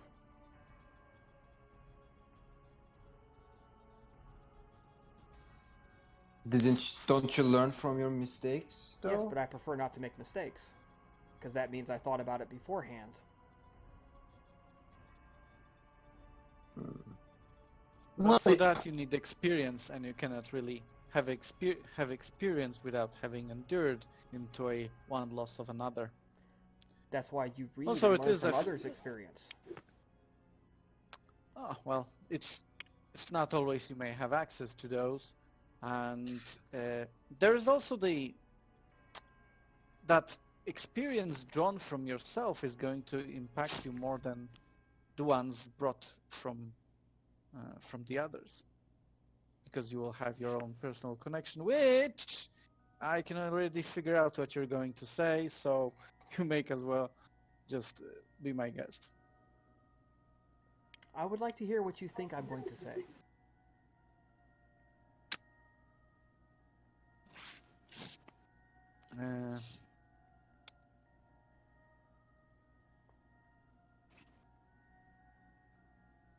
It's, Hold on, it's I a had it, trap. but I lost.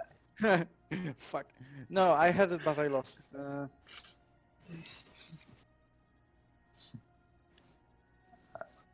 Are you sure the Right. true reflect?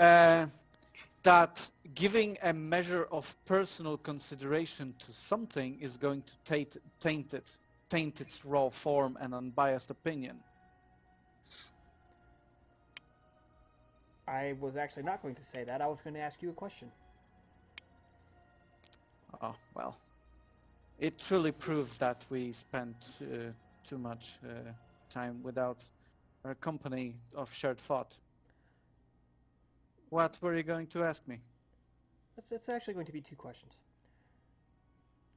If you Okay. let's say you discovered that someone had passed a fake manuscript to you, what do you think their punishment should be? That's the first question.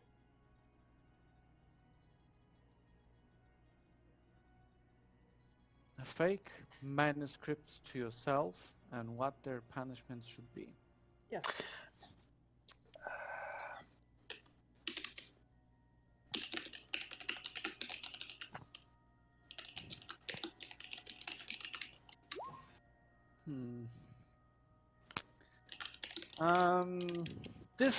This question induces a plethora of devious considerations upon myself, but in order to be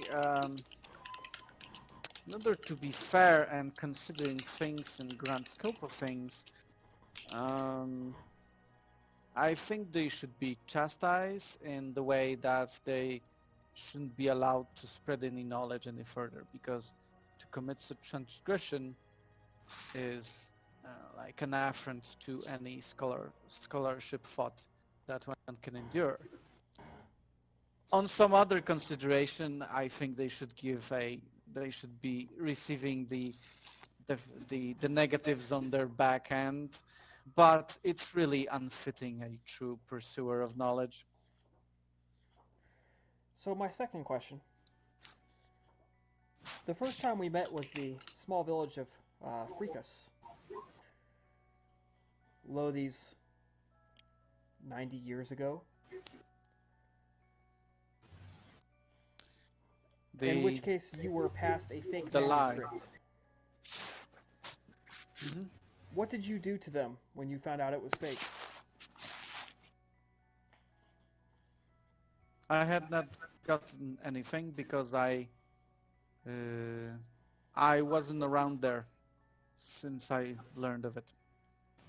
I had no opportunity to rectify the lie they're selling this to others. I see.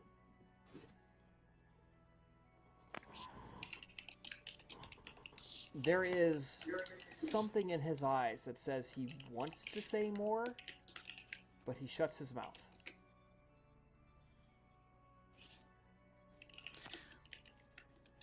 Would you want to join forces to go there and see what punishment can be a fitting theme for their end?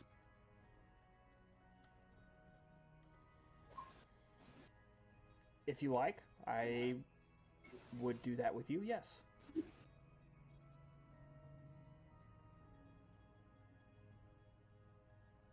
That would be most fruitful. Obviously, the lesson should be well imparted.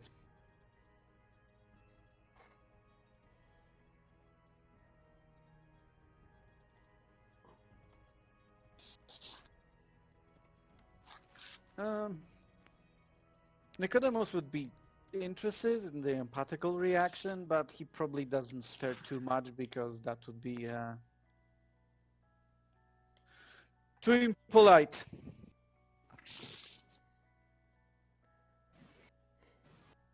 I have most of my goods ready. If you are ready, I can depart at your convenience.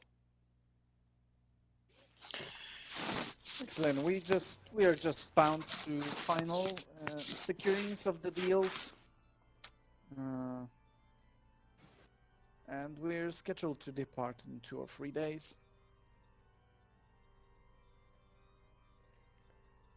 Shall I meet you back here then at Moonrise in 2 nights? I think this is fair. Sounds like a plan. Chris, I have a question. Sure. Would I have a book or a scroll? I guess because there are no books now. Would I have a scroll from my home about just one deity? Like just No, because you can't about read. one deity. Okay. Not for myself reading, just carrying it. Actually, probably not unless you wrote it yourself, because that's a lot of goods to carry with you on the off chance of something like this happening. Okay. Yeah, okay, I understand. Especially because it's been a long time since you were home. Yeah, that's true. That's true. Livrus, I feel like it will be very entertaining to discuss future with you about things on the road. Of course, if you would be willing to do that. I understand if you want some privacy and not to be bothered with me, but There are things that are suitable ways to pass the time. Conversation can be one of them.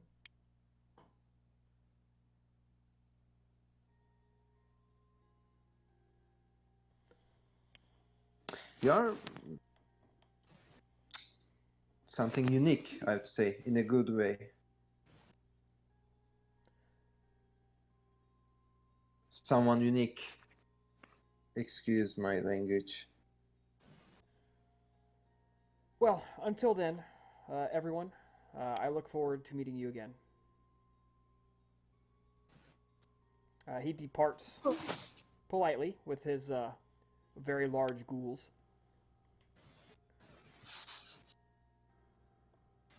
It's a thing of today's times. Big goals, big threats. A bit after he leaves, Hat just comments,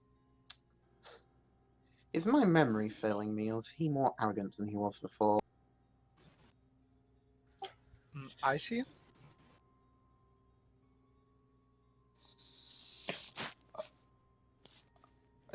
I feel like this is not my place because I never saw him before, but he didn't seem arrogant, in my opinion. Oh, not the blustering, open arrogance. More the cold arrogance of, well, utter satanity that. Never mind. Yeah, I see what you mean. Do you think Rome is rubbing on off him?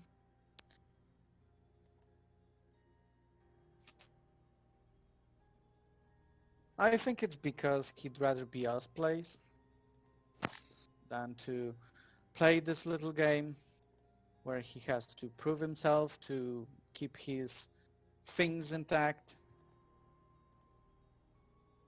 I mean, do you perceive yourself in favorable condition when you just go around hunting for people you don't know?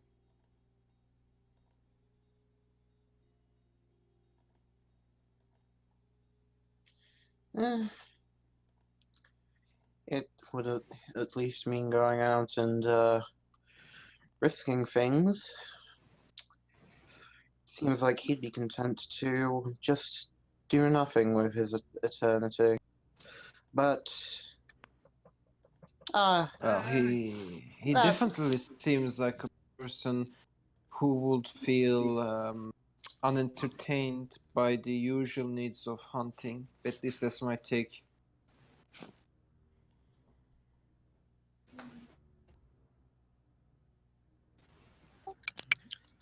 It might be related to much he, what he's doing and how much he has survived.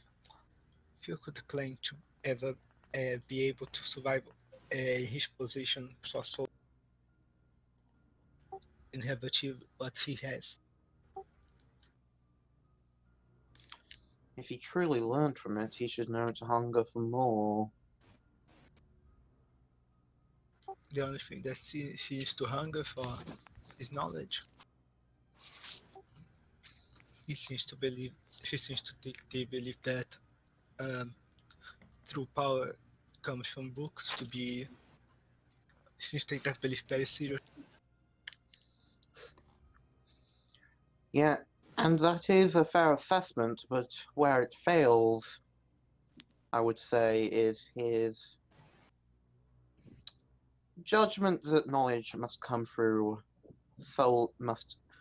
solely through drier sources to be ideal. But perhaps this is a conversation for another time. We still have much to do. What sources would you recommend?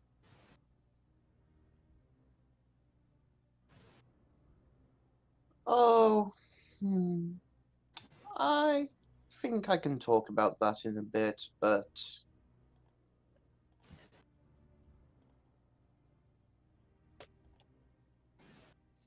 Let's be glad that we have another on board. I find myself in consideration that we should collect our positive acquaintances and cherish them the best we can. true, whatever I may think of his convictions, he's at least going to have some use. Some use, you say? Oh yes, I mean, for all that I may have said about him, he does have a certain form of intellect at least, and it's always useful to have another mind, another perspective. And failing that, his clan does know how to hit things real good. This is true. Is he not your friend?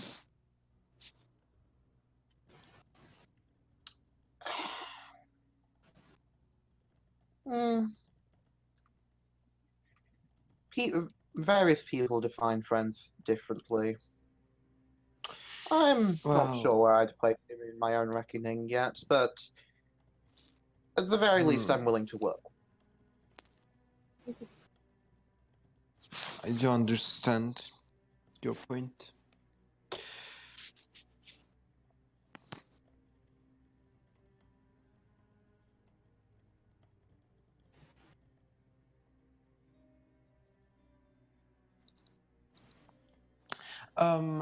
Het, could you please show me my room where I'm going to sleep? I would like to settle my items for tonight. Ah, yes. Follow me, and Hat will lead. Will lead our after having just wagged her tongue a bit there.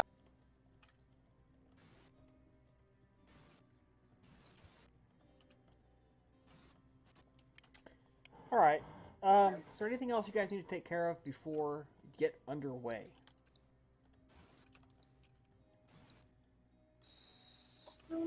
I guess I don't know, could I hunt or something? Sure. I assume everybody's going to want to hunt, so make a hunting roll.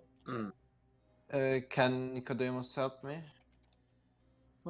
Sure, he promised. Okay. It's just not to botch and find some not cool things happen. Okay, rolling for it then. How does Aram hunt? That's a good question. He uses his persuasion and overall social skills to get to some private moment and then gently feed. Essentially, he uses rather sexual way, I guess I would say. Seduction. Production. Yeah. But rather than his appearance, he uses his charm. Yeah. You do the Austin Powers method of seduction rather than the Mabana method of seduction. Yeah, like, I- hey, you wanna check my mojo? Yes, the all charisma, zero self-awareness, yet all the more charming for it, man. All charisma, zero appearance method. Do I make you horny, baby?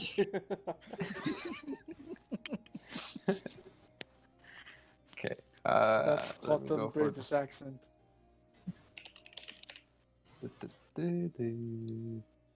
would it be subterfuge? It will be charisma plus subterfuge. Okay. And your difficulty will be 4. Okay, thank you.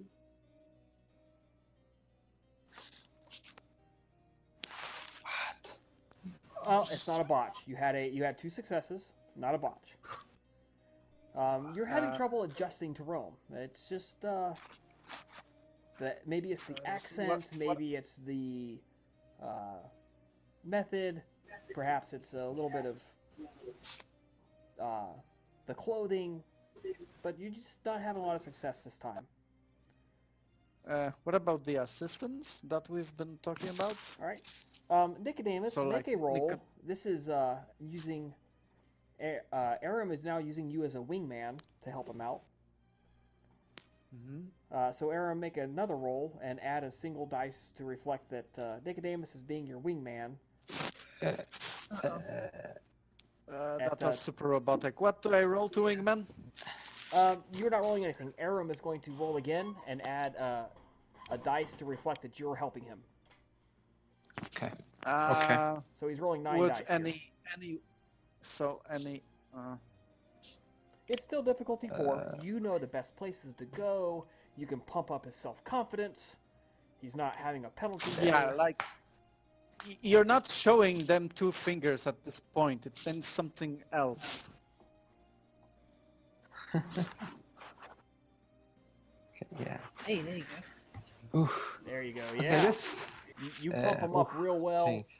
You know, give him the old pep talk. Get him psyched up again, and he goes in and he just kills it. Figuratively speaking. Nicodemus, I'm most pleased for your help. I've been very bad, but thanks to you, it's been fine now. Thank you. It's been amusing fun, actually. It's been a while. It is fun to go out. Well, not literally, but still go out drinking. Or literally, maybe. Well, it is topic we can discuss. Of course, by drink I'm talking about alcohol, not what we are drinking. But you understand my point. Yes. So many words, only a fool would not understand. Oh, on this note, Nicodemus is probably going to ensure that he's well stocked up on his reserves before hitting the ship. That's a very good idea.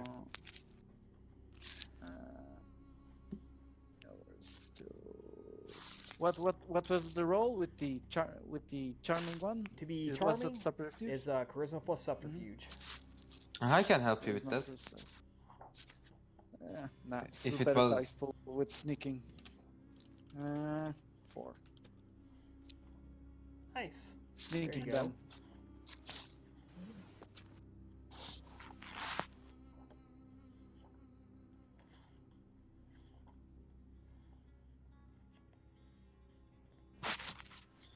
Well, you are a playboy, I have to say. No, I ambush people in the streets. That's Playboy. That's Playboy too. If you know the right people. That's true. That's true. I do not In judge Rome, people's. In Rome, there's no such thing as proper conduct. There's just differences.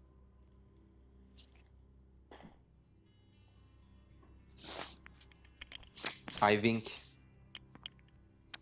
Yeah. All right. Last chance before you guys hop on the ship. Abner is placing her child in charge of the cult, giving her child the opportunity to take care. Fairly standard action there. You guys do that all the time, and it's worked out Yep. well. Oh, I need to feed as well, don't I? Yes, you do. Difficulty 4, was Correct. It's always 4, almost always 4 in Rome. Not always 4, but mostly. And as Nicodemus astutely mentioned earlier, the difficulty is not in finding someone, it's in not getting caught. Yeah. Yeah. And Hatshepsut, I believe you're at difficulty 5 because you have a prey exclusion. Ah, yes. Oh, yes. Yes, that's right. Ooh. Nice. So wait, Very nice. out of character, are we all meant to be all down blood at this point? No, we'd skip forward a couple of days, and everyone's just making sure their bookkeeping is correct. Okay. Ye. And if Labienne is going to hunt, she is at difficulty 5 as well because she has a certain flaw that renders social unless she uses a physical method. And I think you just use the bash over the head method, right? Pretty much. There you go. So yeah, so it's still difficulty 4 for you then. Yeah. It's like, yeah, she would not be able to get away with using any form of stuff. You need to. I think you need to get obfuscate at some point, just for your own safety. That's the plan, actually. I do foresee her having that in her future. I mean, one branch of the Cappadocians goes on to develop it and forget proper necromancy for some reason. Well, she at least intends to hang on to that. Also develop a strange Italian accent. Oh no, I wasn't talking about the Giovanni. Yeah, Samedi. Oh, Yeah, no. Yeah. okay. So, I guess some of them do know necromancy, but not most of them don't. They essentially learn a super specialized version of it. That I actually did not know. So unless she Yeah, totally I botches this, guess, yeah. Me.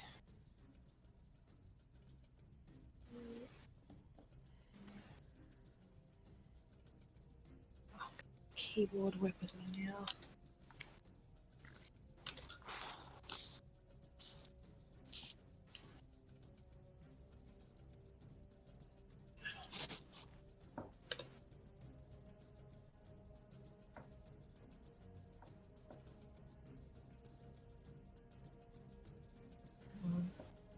Alright, so while we're waiting on this, well, shoot. I don't know how It's that a happens. failure. Hungry. Now roll to get at difficulty 5.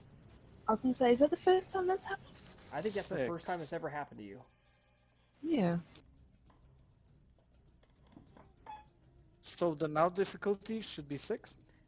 It's gonna be 5. She uses the bash over the head method. It's not social. Oh, right. Yeah. Exactly. She's Just- taken that whole Look, thing. just make sure not to overdrain a child and then try and embrace it, and you'll be fine. Yeah, don't drain a child to the point of death and then try to save it. That's very oddly specific, but okay. Yeah, that usually goes poorly. Yeah. It ends up with the child becoming a balai. Outstanding. Much better. Alright, so you guys are down a single point of blood when you board the ship. Ship takes off. Of course, you take the normal fate. You take the boat down to Ostia. You board the ship at Ostia. The ship is packed full of supplies. It's a pretty decent-sized trading vessel. As per usual, they have cordoned off a section of the hold for you and your private chambers. You notice Libris, who does not insist on being called Vivlia now that you're not in Rome. has brought along a chest of stuff with him, and as you travel, he is working on mathematical equations. Interesting. Such a boring guy. Is it the same thing as he was working on usually? The meaning of life, that every event can be calculated using calculus. Well, first off, he doesn't know calculus. Calculus does not exist right now. It is going to blow his mind when he sees it for the first time.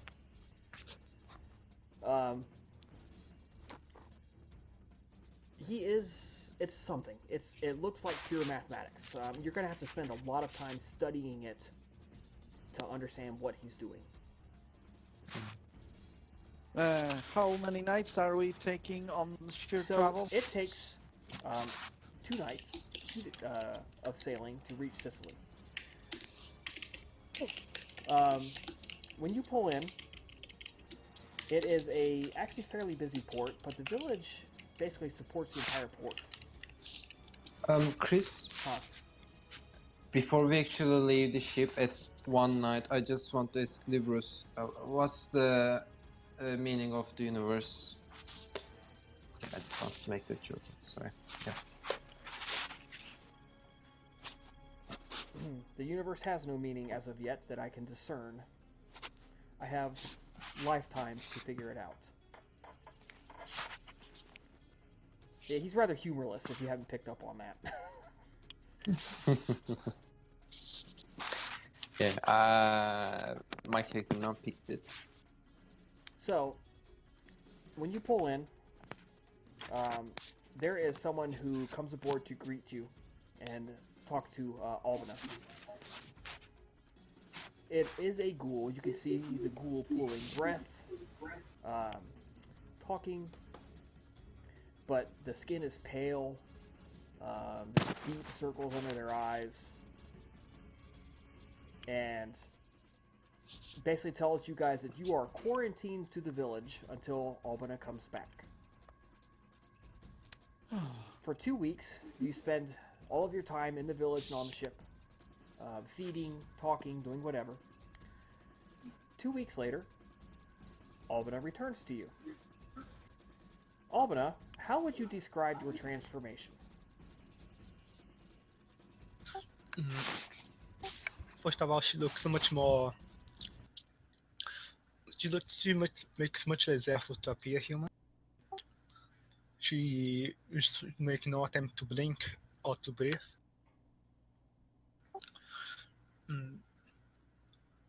She finds herself occasionally switching between her dark vision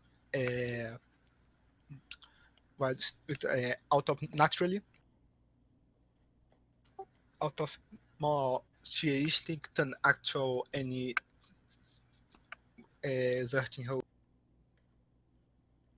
and it shows in her eyes as they become pitch black.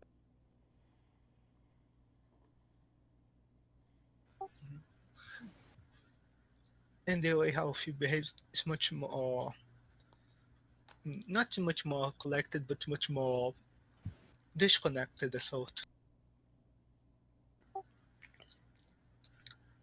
Like she's watching everything, like everything that's happening, like she's speaking through a screen or through a cell phone. Like she's not in the flesh.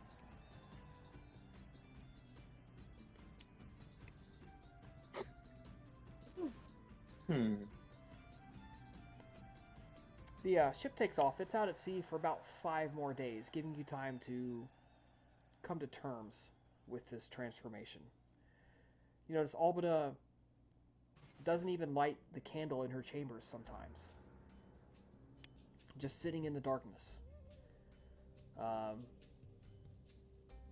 Sometimes at night you'll come up to the deck if you want to talk to her, and she's looking not at the moon or the sky, but staring at the waves.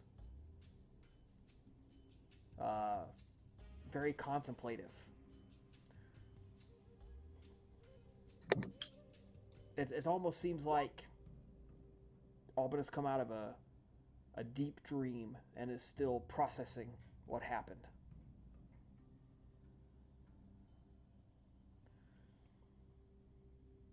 So, you wake up one evening. You have been at sea for 5 days now, since you left Sicily, and you are pulling in via them rowing you.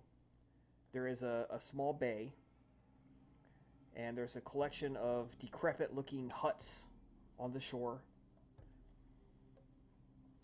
Off to one side, about 100 meters or so away, there's a crude stone wall, and there's a slope behind the village of grass, and it goes uphill. It's not too much of a rise, but just at the far edge of your vision from where you're at, there's something up on top of the hill. The captain's talking to you guys when you come up on board to see where you're at, and he says, I was instructed to pull in here by the people that hired me. Honestly, I never would have known this little village was here if they hadn't pointed it out to me on the map and said, pull in here. I was told to give you guys a full night to go ashore and do whatever it is you're going to do. I don't need to know, and I don't want to know. Chris, you Yes. say there is something on top of the... It's a very small hill. Some sort of... you can't really make it out from here. But it doesn't look like a building. It looks like a pile of something. Can I see better if I use Auspex 1? With Auspex 1, it jumps into focus and it looks like a pile of stone. So your voice cut. You pile of stones. Okay. Rock. So like a pyramid of stones? Not No, it's just a necessarily pile. Pyramid, but okay. Okay. Interesting.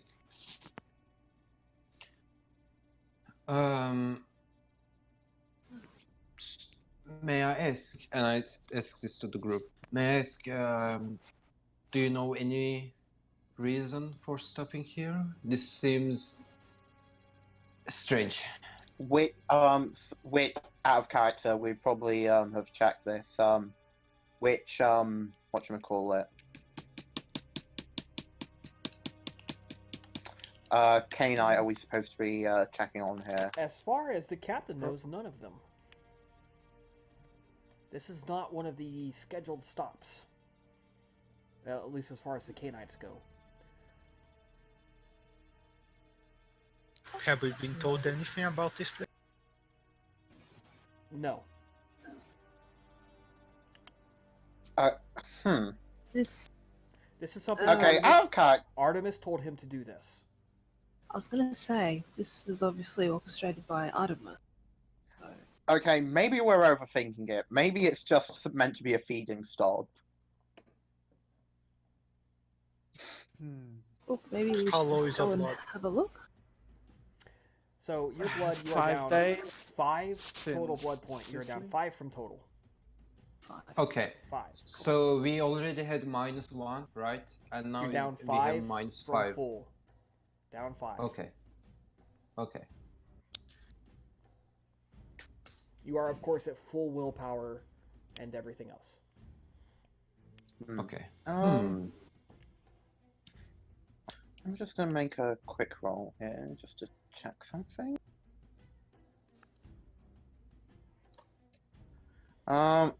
Oops, accidentally rolled twice. Okay, I'll only count the first, so never mind that.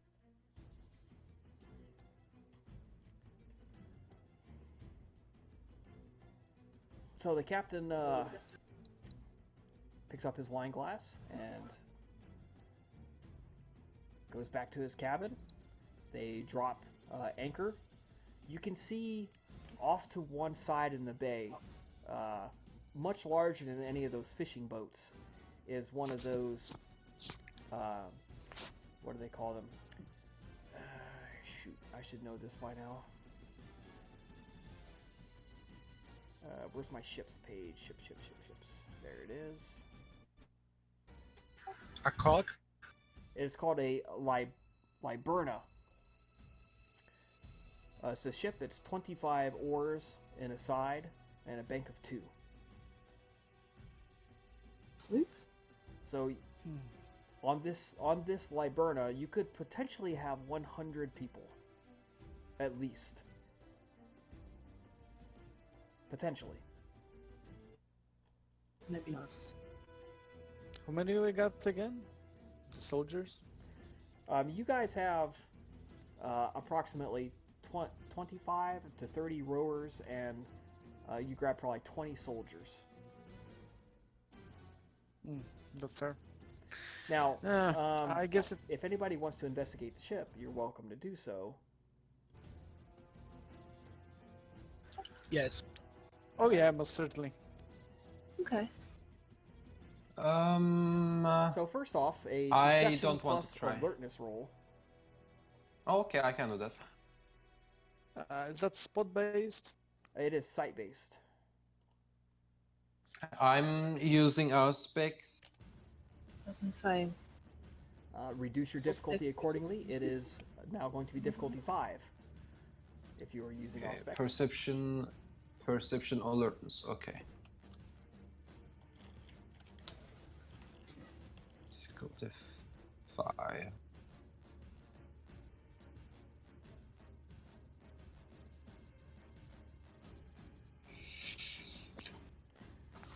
All of you guys looking on, you see there are apparently no guards. Wow, especially Labiana. Labiana can tell you all of this. There's no guards standing watch. The ship appears to be in beaten up condition. It's got little chop marks and chip marks all across the railing. The oars, some of the oars are missing. It's not painted.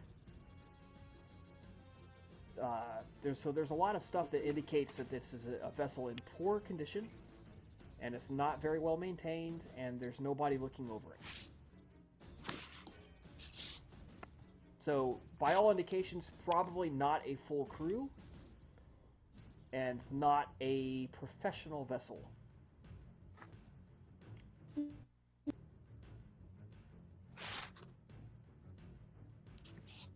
But it is big, you said, right? It's large, yes. Far larger than your crew can take or handle. Interesting. I want to use. Okay, I don't know how it's going to work, but I want to use Aspect 3 or Aspects 3 on the ship, if it's possible. You have to go touch it, get on it. Oh, all right. You have to Is physically it touch too with far away? Aspects 3. All You right. can do that. You can do it. You climb down the ship. You wade through the water across the bay. You don't have to I have swim. to do all of that. Okay. I don't want to do it right now. If we get closer to the ship as a group and ghouls and all that, maybe then, not alone. if that's the case, we can have 2 of us do it. Or even 3.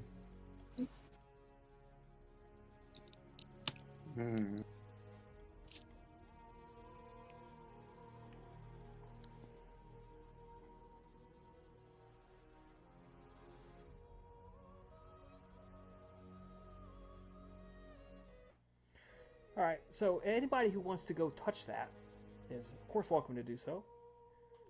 And use your Auspex. The roll for Auspex 3. I will look up here and tell you momentarily. Perception empathy. That's right. Div 8, if I recall? No. sorry. It varies. It varies. You choose, Chris. The difficulty is going to be 6. If It's perception, as it's I say, are you going alone, Labiana? Yeah, we're probably all going there. Yeah, because Yes. yeah, Yeah. probably we shouldn't split the group. We should stick together. So I do suggest, Yep. and I'm going to roll 2 because So we're all together. difficulty is going to be 6. As you climb on board, you run your hand along the railing, you feel the deck, Perception. you touch the blood stains that stain the wood, feel the gangplank, smell it. Difficulty, you said? 6. Okay. Perception, empathy.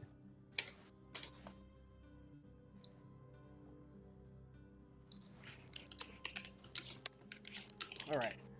The first basic piece of information for those that rolled at least one success. It is used in the daylight, and there are many men and no women. And the men appear to be mostly Greek. The second piece of information is that this is obviously a violent ship. It's used in violence a lot. You see the impressions of fighting, taking prisoners. The third piece of information, there are not a full crew on board this vessel. It is at a most half crewed. So at most you're talking 50 to 60 people. And it is essentially a pirate vessel. Does it feel old, the ship? I mean, they didn't build it. So it's a couple of years old at least.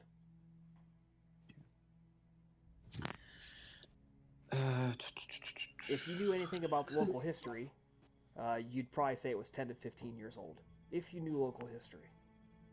I was gonna say, would they have commandeered it? Yeah, they probably rescued it from after a battle. By rescue, I mean stole. Yeah. I do want to ask something. I do want to check for fresh, if there is any fresh tracks around the ship, not far away from it, like maybe like 3 meters away from the ship, but just try to see if I can detect any fresh. Alright, perception plus investigation. Okay. Perception, investigation. So it's going to be plus 1 difficulty, minus 1 difficulty if I'm using aspects. Okay. And it's investigation and not survival because this is a beach. And Okay. muddy paths, so prints would be obvious. Yeah, I understand. Let's see. Difficulty 6? Yes.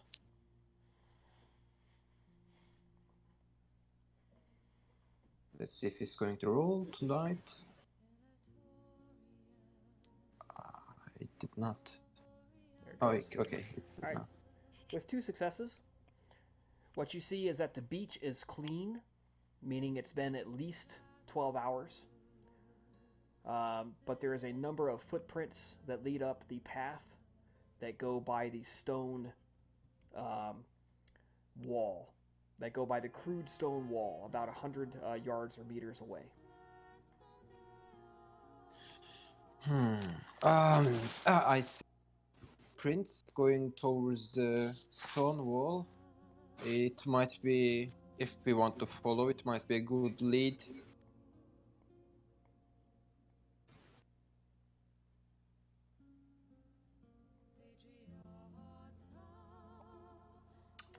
Nicodemus Do we want and to Albina, follow? as you are walking around the beach, you're getting a strange feeling of deja vu. Now, I cannot remember if Labieno was with us the last time we were here. Wait. But the two of you feel that you were here a long time ago. It's like just nagging in the back of your head. This seems real familiar. Out of character, where are we? I'm not going to say Should we just do a yet. mem- Okay. Should we do a memory roll? So it's is it possible. the very first place we've been sent to?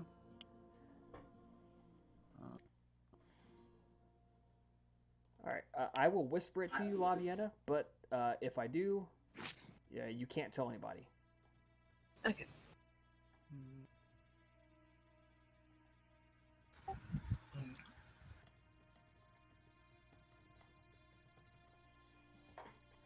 Yeah, now you I'm can make curious. a intelligence plus alertness memory roll. If the difficulty is going to be, well, see, for Albina, it's going to be different. It's going to be 8 for Albina and 9 for Nicodemus.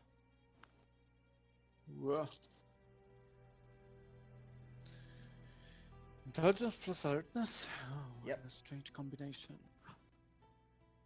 Okay. Very nice. Oh, both of you succeeded. Outstanding. As you are walking and you look at the temple and you look at the pile of stuff at the top of the hill, the light hits it in just the right way, and suddenly you remember this was the home of Ilemus the Toreador. Oh. Oh, True Fate, Torido? Yes. We've Yeah. yeah, Lucius finds it. the one, yeah, the one whose temple Lucius punched.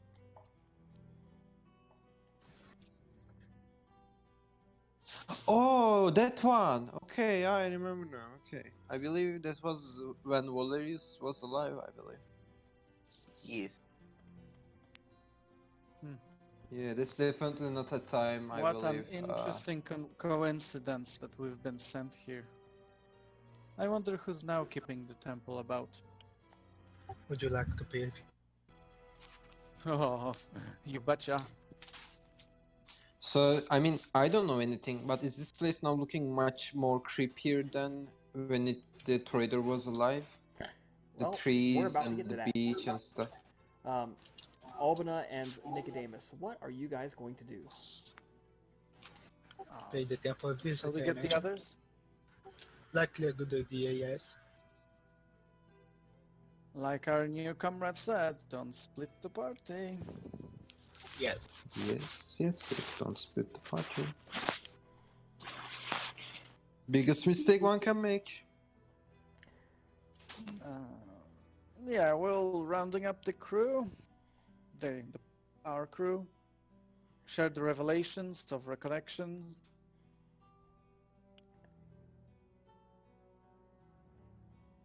Embrace the anxiety and proceed to the temple. So on the way, I recall that you could get some view into the village about it before reaching the temple itself. Does it seem different? It's much more rundown. It was never super prosperous to begin with, but the homes appear to be even more shabby than you remember. The roofs have leaks in them. There's smoke coming out of only a couple. Some of the doors are missing. I want to keep my Auspex hearing and eyesight active, Okay. just in case something secret that tries to ambush us. If there was Same here. 150 people in it, the last time you were here, you would say there's maybe 50, maybe, in the huts.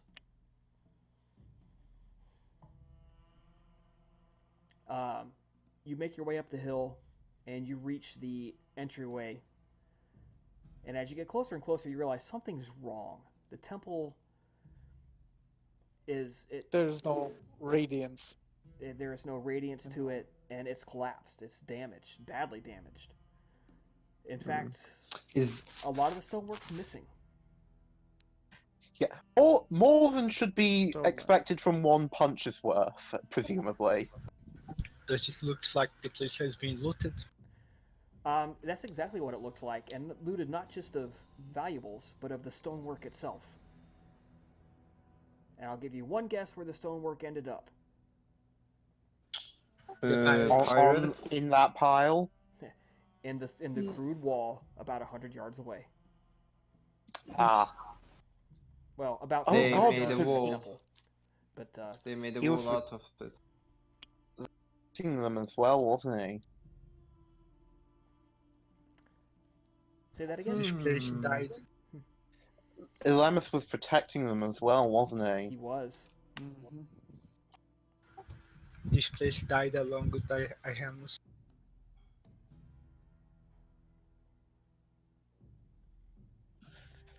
Well, perhaps if it was so dependent on him, they were dead already. Yeah, question comes whether it needed a protector and it missed it, or was the embrace of the faith within him all along. I see. That's a tragedy. I He see was their that there's clansman, sadness actually. on your.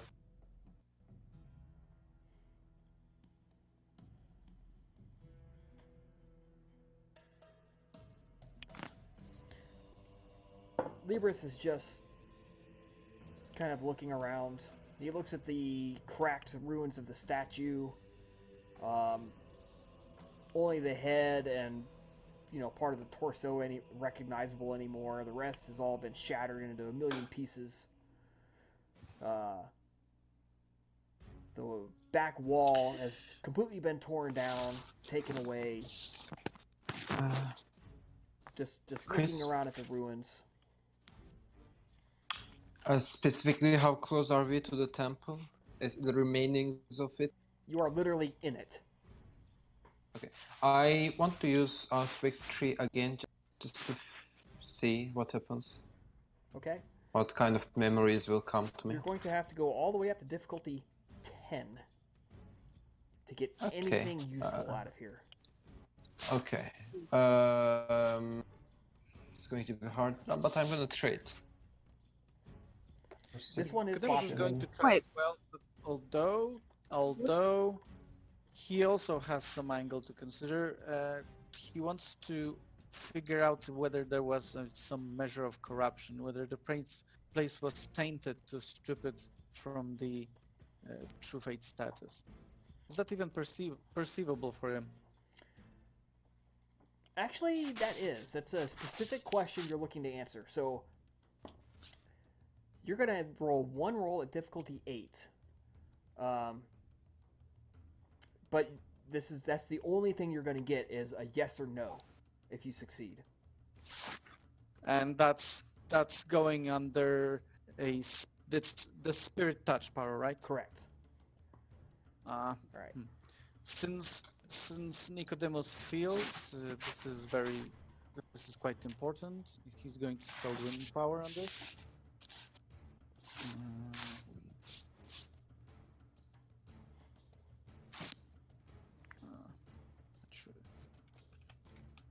Okay, would it be? Well, I So wouldn't say that's safe to assume. that's but- one. Would the so- others have told? Go ahead. Keep going. That's right. I was just going to say, would the others have explained, I suppose, to La Vienna with regards to the temple? Yes, absolutely. They were talking about it as you guys walked up to it. I'm not sure if she would have stood to reason that the wall may have been made up of the remnants of that temple. It very much stands to reason, yes. Everything else around here is made of wood, seagrass. That's the only place the stone really could have gone.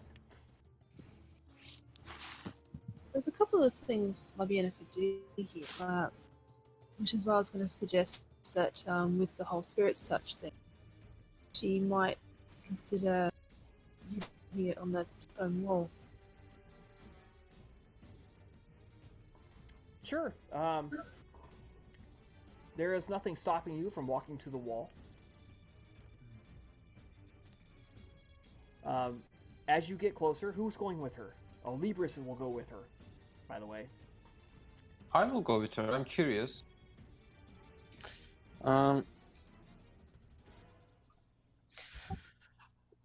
Um, Are you how accompanied? it's going? Oh, what Nicodemus and Alvin going to do? Uh, Assuming that Nicodemus is done doing the spirit touch, he's just going to see what kind of footprints have been made around here, where it recently does it seem like the place has been stripped down Um, a while ago, so or was it? Nicodemus, it's going to be a perception plus investigation roll for you. Mhm. Auspex modified, of course, difficulty 6. So you found on your Auspex roll, Spirit's Touch, that whatever happened here was not supernatural. This was mortal men and women. Mm-hmm. Aram, He shared on the same yours, with that. whatever happened so long ago it didn't give you any kind of impression. It did not leave an impression for you. Mm-hmm. So Nicodemus, you're looking around, and what you see is that the grass appears to be in really good shape up here. They probably graze sheep or whatever around here. But there's no drag marks. There's no huge muddy path. So logically then, what if this happened? It did not happen within the last 6 months or so. Because the ground has had time to heal and recover.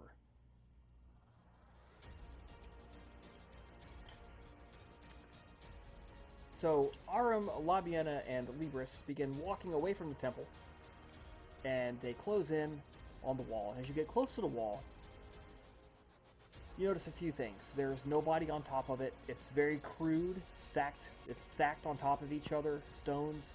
It's not mortared. It's not set real well. Obviously the work of extreme amateurs. You hear voices behind the wall, partying, and as you get closer, you can see the telltale glow of fire just putting out some light from behind the wall. It's about a little over 2 meters high. I'd call it 7 to 8 feet. So it's about 2.5 meters tall. And it does not quite extend all the way around in a circle. It is made up partially of wood, partially of stone, partially of mud, and there's a gate set in one side, which again is very crudely built. But I would assume you stay away from the gate, just out of desire not to be seen. Yeah. Yeah. So you can trail your hand along the bulwark, the stone, the timbers, trying to pick up a psychic impression if you like. Mm-hmm. Yeah. Yes. Difficulty? 6. Keyboard is big enough. Thank you. While you're doing Okay. that, you may make a perception plus alertness roll to make out the voices and the stuff coming from beyond the wall. So perception one? Alertness. Perception. Okay. Div 6? Yes, diff 6. So, with 2 successes, you know that this wall was built a couple years ago. With 3 successes, Labiana, you get the impression that they used villagers and they were not nice about it. They essentially used them as slave labor and before forcing them inside the walls, which is the only impression you get. So this is the job of pirate, Most likely. the work of the pirates. Yep. And they're probably well, I don't know, but they're probably. So, Aram, again, with 5 successes, what you hear is a lot of conversations, drunken singing, and they're talking about eating the long pork, the other white meat. Oh boy! The wait, So- what? What? Sorry, what? Long what? Long Well, pork people. human meat. Long talk. Okay. Why did everyone become orc boy or something like that? Oh. Right. Oh. I needed Oh. confirmation Oh. on that. Another reason to deal with them. Shit. Okay. That got. Yeah, this is in opposition to everything Ilema stood for. To let this atrocity stand, made up of the very stones of a temple of Apollo, is an abomination. But I am curious as to what Alvina, with her newfound attitude, thinks of it. On one side, she bears no more worship towards Apollos. She bears no reverence towards him. She is beyond him. She's beyond the gods. She worships something that's greater than the gods now. However, Ihanus himself had personal significance to her. Hmm. So she's likely to seek retribution for Ihanus, if not.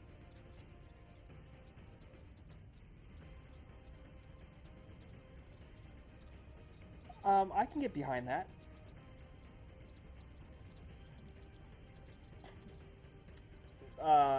So, Yeah, so let's see. I'm looking up.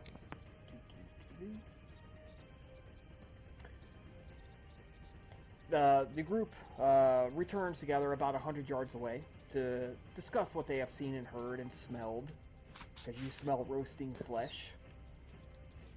Eesh. And Libris speaks to you and he says, "Our mission, as I understand it, was to eliminate possible hindrances to their upcoming efforts. And it seems to me that a group of pirates in this region could present a problem, not a serious problem, but could still present a delay which could be avoided if we took care of it now." They would prey on any of Flash the it as it sailors. is.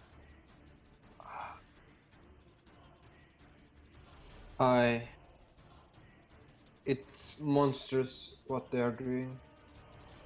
A kind of behavior I never expected to see. I never see it before. But I have to say it. I do not want to kill anyone. Not them Oh. either. oh, we don't have to kill them. Or at least not all of them. If we... people like this tend to lack any sort of greater loyalty or cause to bind themselves together. I'm sure if we simply made a strong enough statement, so to speak, we could teach them that perhaps they have better things to do with their time. Look, if we are talking about scaring them, I can try something before we settle on a plan. It is risk-free, but I'm not sure how successful it will be. But before shedding any blood or making more foundation, I feel like it's worth a shot. Maybe they will be scared and leave. If they don't, well, I will help you. Just know that I'm not going to kill anyone. Try what you will, and again, we don't really need to kill, but perhaps a more visceral lesson would get the point across better. Oh, do you mean like, let's play being spirits of the long stripped temple? These people are likely superstitious. We can easily put it to a leverage, and they'll leave on their own. Okay, And I will then try my. they would still pray the waters. They would still be able to prey on the Roman. That's fair. We could alternatively enlist them, although it abhors me that they would be getting any sort of compensate for their atrocious way of conduct. I'd not trust having them watching over us during. Chris, I have a question. When we listen these sounds, how to say it? Could we kind of detect how many sounds was there? Well, you know there's less than 60 from your investigation on the ship. Other than that, you really can't tell, because you don't know how many are sleeping or just being quiet. But it does not sound like there's an army waiting behind there for you. Plus, the enclosure is not you know that what? big. It's not big enough for that. Look, I do suggest we try to find a good point in the woods to look beyond the walls, scouting ahead, if you will. Just a good spot. I can scout them out, see how much, how many. Actually, there are. Actually, I can do it just right now. Please, if someone can hold my body. And I would like to use Auspex 5 to just go there, beyond the walls, if it's possible. It is possible. Oh, I wait, just are we want to see. I talking- just want to see that location without being detected. All right. Spend a willpower point and roll intelligence plus awareness. Difficulty 4. So we found there's someone with Auspex 5. Sorry, I was interrupted. Can you please say it again, Chris? Spend a willpower point and roll intelligence plus awareness. Difficulty 4 Okay. because you can see it. Okay. I'm going to quickly do that. Intelligence. And then awareness. Okay. Yeah, and this is essentially instantaneous. You spend 5 to 10 seconds in spirit form, scouting it out, and then you instantly return to your body. And of course, I can use other mental. Wait, is Auspex a mental discipline? Can I use Auspex 1 to see better and hear or something like that? You don't need it. Okay.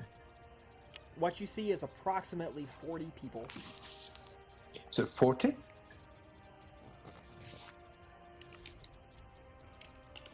Okay. Anything? So Are they? you see Are they approximately 40 outside? people. Some of them are sleeping on the ground. There's probably 15 or 20 sitting around little homemade tables. There is about 10 people that are bound hand and foot to upright poles in the middle of the camp, and they look like they're starving to death. There's raggedy, straggly beards. They're stripped to their waist, bare feet. They look like they're starving. There is one person that was spitted like a roast hog and is over top of a bank of coals. And that's the smell you smelled. And there are obvious pieces of him missing. The approximately people... 20 to 25 that are awake and eating are just talking about the last raid and how successful it was and how much money they got, that it bought them all this wine, and they're talking about when they're going to go out next, which is probably going to be in a couple of days. How uptight are those 25 people who are presumably They the are pirates? very relaxed and very stupid because there is nobody watching the gate, nobody paying attention to the walls, nobody appears to be heavily armed or armored, probably belt knives and like slim blades. Yeah, there's some bows, some cheap, bows and stuff in a pile in the corner, but it might take somebody a couple of rounds to get over to them. They do not expect to be attacked in any way right here. A question, another question, Chris. Auspex 5 lets you, I believe, by spending yes. You can use So I've additional just mental checked it. disciplines, yes. No, not for additional mental discipline. I believe by doing something, I can make myself look corporeal, like a ghost, appear myself. Do the Force Ghost thing. Yeah, will that like scare them possibly? Just appearing like a ghost in the middle of them and just like being able to speak and something like that. Let me just find a specific thing in the character can interpret.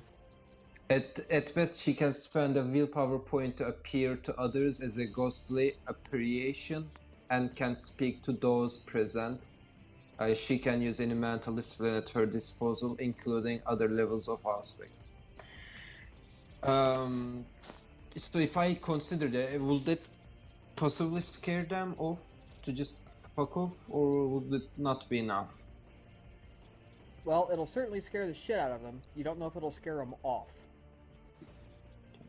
But it will get them alert, and it might be worse Yeah. than I mean, good. I know. I know it might literally scare the shit out of me if somebody just appeared while I was eating dinner. So. Yeah. Even better, appear to them as a ghost with chunks missing out of them. Okay, I'm not going to do that. I might just make them go ape shit and do some crazy stuff which might hinder us. So I'm just going to leave it. I saw everything I needed. I deactivate the power, go back to myself hopefully. And Okay. This happened in 10 seconds. His body went limp. You guys grabbed onto it like, oh shit. What the hell? 10 seconds later, he stands up. Oh, okay. You blacked out there just for a moment. What happened? I know how many of them there are and what they are specifically doing. In total there are 40 people, 25, around 20, 25 of them are the pirates. There are no guards watching the door, the gates, or anything else. They are just sitting in the very close to each other, feeding from human blood, cannibalism. The remaining are captured people who are possibly going to be murdered and eaten too. And then they are talking about making a new raid, possibly in 2 days.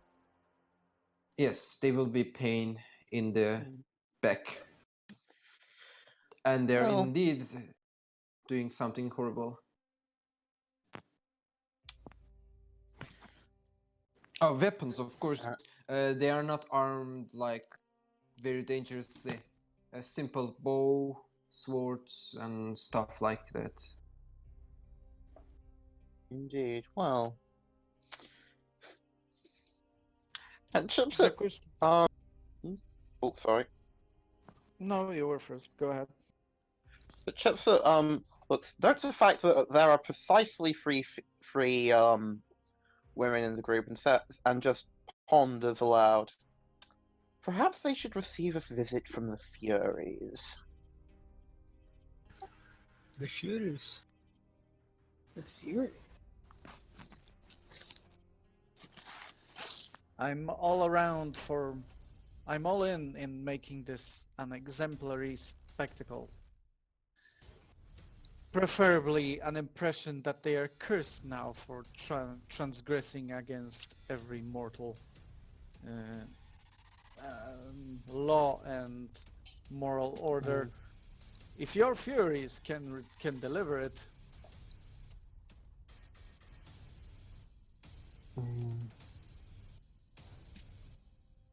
Uh, listen, Aram, if you have no taste for such things, I won't pressure you into participating, and if I suppose most of you aren't on board, then I suppose there's nothing to be done about it, but, I, for one, think we could do going in there and showing them the error of their ways. What particular way do you just to do that? you just Murder want to bathe them in blood. Isn't it better to just scare them so thoroughly that they will wake during the night, every night, with horror in their minds upon the sheer thought that they could do it again? Oh yeah, fear is certainly the main point, but I just feel like if there's a bit of extra weight, the point will come across more clearly. I have an Look. idea. Lieber speaks up. Perhaps a combination. We could use their fear, as you have desired, to speed them to their ships.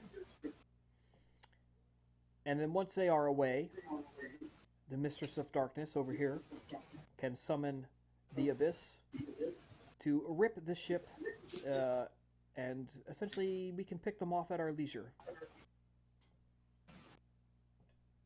as they are attempting to swim to safety. Minimal risk to us. If some get away, it means that their destiny was not to die. And they will walk away with the fright of their lifetimes.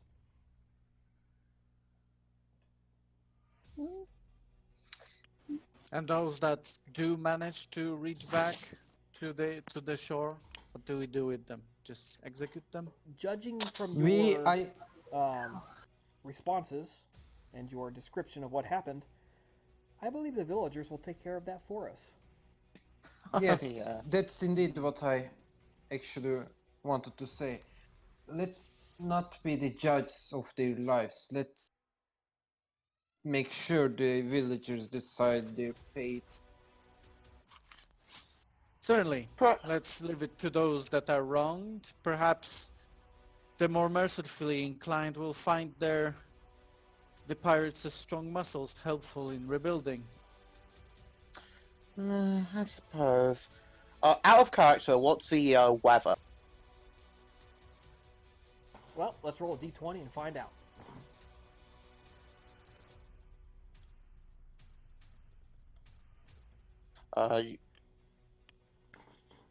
It is quite overcast and has been raining. At the moment, it's not raining, but it looks like you're feeling a breeze. It feels like it could rain any second again. Would it be easier difficulty than normal to shift it to a storm? Yes. It would be level of power +2, right? That's the normal bit, yeah. Or no, +3 is a normal bit. Alright, well, let's take it to a just simple level of the power then.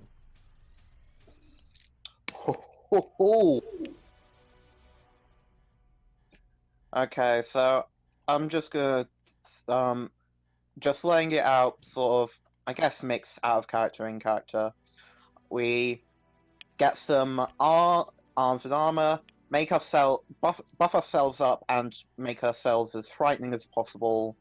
Cool down the storms just to make it more dramatic. You know, why not? And descend upon them. Try to avoid outright killing necessarily, but definitely not be overly merciful about it. drive them to the ships, and then, as Libra suggested, Albina can use Arms of the Abyss and so forth to tear the ships apart. Mm. Nicodemus would, well, if the others want it, then very well. I would personally, I'd rather go in myself and take care of those that may have some chance at rallying the crowd and ensure they won't do this. And I'll get the prisoners out. While you endure and indulge into your darker appearances. Allow me to go with you, please. Aram, would you be willing to return to the ship and spread the word to them what we're going to do? What's about to happen?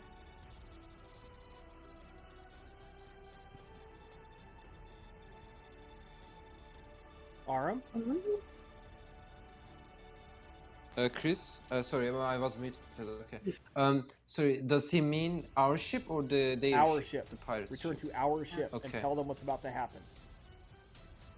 Yeah, I can do that, definitely. Yeah. Gonna take a route a little away from the pirates, a little circling around, and then go to our ship.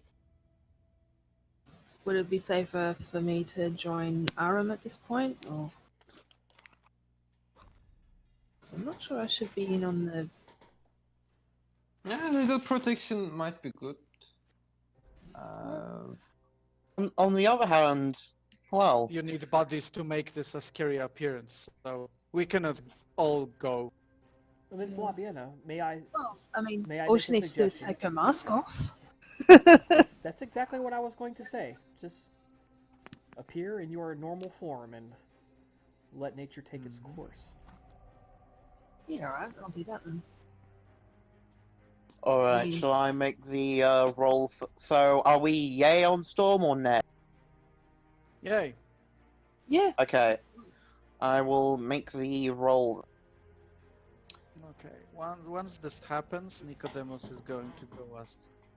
also, I don't know if you guys saw Discord. Yeah, that'd be awesome. Just gets up, pulls it out of him, and then Holy shit! hops and hobbles over. Yeah.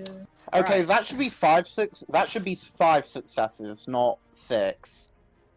So, Hatshepsut, you bend down, you begin to make your prayer. The wind picks up. It's already blowing, but suddenly it starts picking up.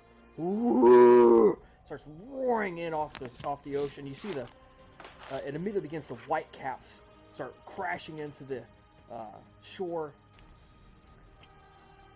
Who's using Auspex? I'm using. Not me. Not me. You're using Auspex. You're blinded. Well, yeah, Yeah. I'm And using deafened. eyesight. You're on the ship and you're like straining, and suddenly it goes, oh! You grab your eyes. You're trying to grab your ears. Oh, the pain! Oh my god! As you drop to your knees in agony, Whoops! as lightning bolts go boom, crash, boom. You see the lightning forking out of the sky. Boom! Hits a little hump. Lightning strikes the temple behind you. A perfect sign from the gods. Boom! Lights it up. And, okay, let's spend blood to spend, I'll wait until I start going in to activate Typhonic more. But, Libris looks at all of you, and then he's no longer there. Nicodemus. Oh. Nicodemus runs forward and, using Obfuscate, he sneaks into the camp to seek and... No roll required. Seek the leader. Albina's Seek going the to leader help. and pariah caress him in case he tries to rally his people. Yeah, they're all struggling, running for cover. Oh shit! Oh crap! Some of them are ducking under the table. Some of them are running into their crew tents, just getting whatever cover they can get from the super sudden downpour. They weren't quite expecting it to get this intense this quickly. It's chaos. Absolute chaos. And for the record, just to fully lay out what I want to do, going to be buffing myself, wandering in with specifically not a flaming blade, but a knife in one hand, opening Typhonic Maw as I walk in, and I want to start, well, going to attack. Libris, you guys are kind of slightly near the front gate, we're going to say. You could see it. And once the lightning starts kaboom crashing, he blurs. He is just gone. 1 second he was there. The next second he's at the gate. And this skinny, little professorial-looking man grabs one of the gates and just rips it off and throws it.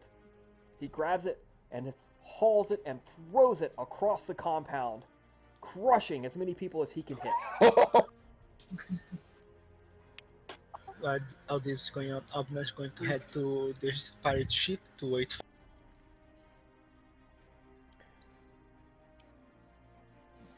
So, in the middle of all this, and now suddenly as Nicodemus is getting the leader, this gate comes whirling across the compound, hits the back wall, so the crude stonework collapses outwards, and then the gate falls back in and just crushes a couple of dudes underneath it.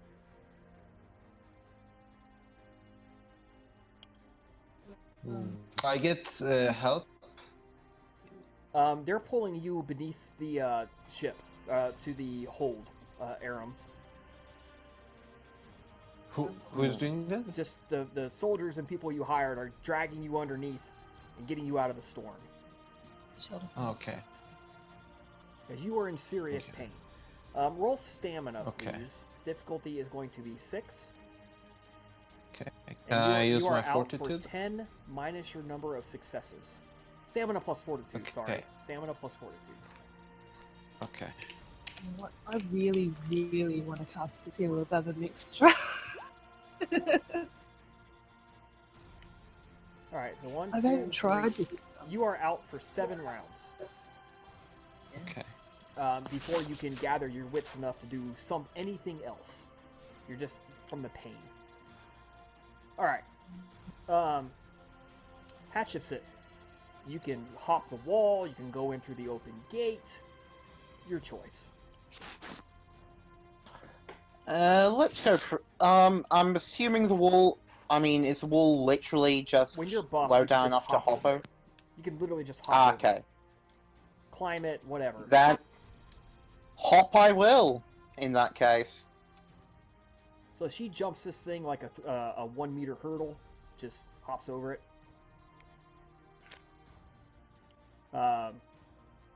Labiana, what you were going back to the ship?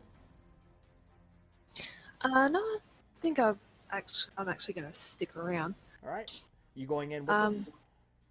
I'm going in, and I've thought about it. I actually do want to see if I can use that Seal of Abermixtra. Okay.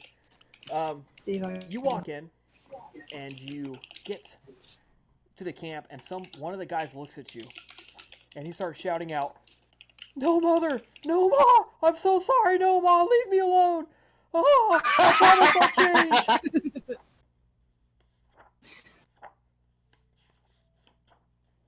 Yeah, she makes no sudden moves as of yet.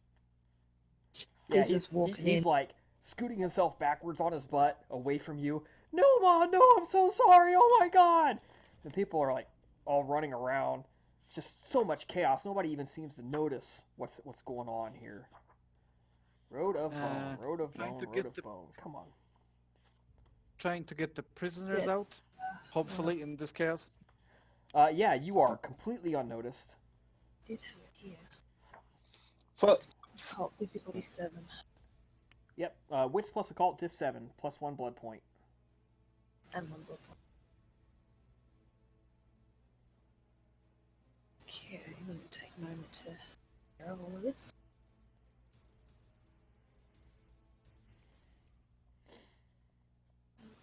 Right.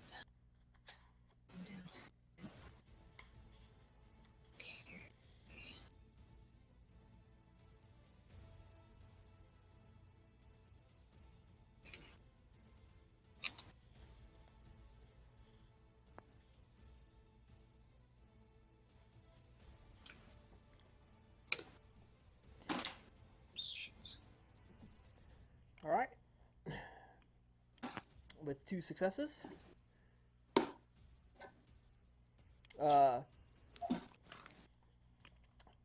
A skeletalized, partially dismembered corpse off to one side raises up, and the guy on the fire looks to you. The corpse animates. What is your command? I think she's just gonna have them walk towards them with arms raised. Walk into the crowd of pirates with arms raised. Yeah. Pretty much. I like that Yep. kind of So thing. the corpse is kind of missing parts and stuff supernaturally, in little jerking motions, as best as it can, pulls itself to its feet. It's kind of hopping on one leg. It's got a missing arm. Ribs are gone. The jaw has fallen off, so it's just the head. And it's just rocking back and forth on the neck with nothing to control it because there's no flesh, just stringy little bits. And the one over the fire puts one arm down and pushes itself off, rolls on the dirt, grabs the spit through its mouth and pulls it up just far enough that it can actually get to its 1 foot, 1 leg, and on its stumps and everything that's got left starts kind of shuffle, hopping, walking, making little moaning noises around the shaft in its mouth. The guys see that and they just start. If you thought it was chaos now before, oh my god, they start screaming, hollering, calling for their moms, calling on the gods, saying they're sorry, running. They just like book it. They're out of the camp. They are running as fast as they can. People are slipping and sliding on the grass. People are running over each other. Oh god, gotta get away, get away! Oh my god, we gotta get out of here! Oh my god! Screaming, hollering. For the record, oh sorry, Go ahead. I was just gonna say, as I try and get, catch up and various things, I'm going to try to specifically go for things for non-lethal wounds, so things that are painful but not barring really bad luck with infection and so forth, isn't Right. necessarily going to kill them. Give me a single, either Dex melee or Dex brawl roll, whichever one you're doing. Difficulty is going to be 7 because it's targeted. Mm-hmm.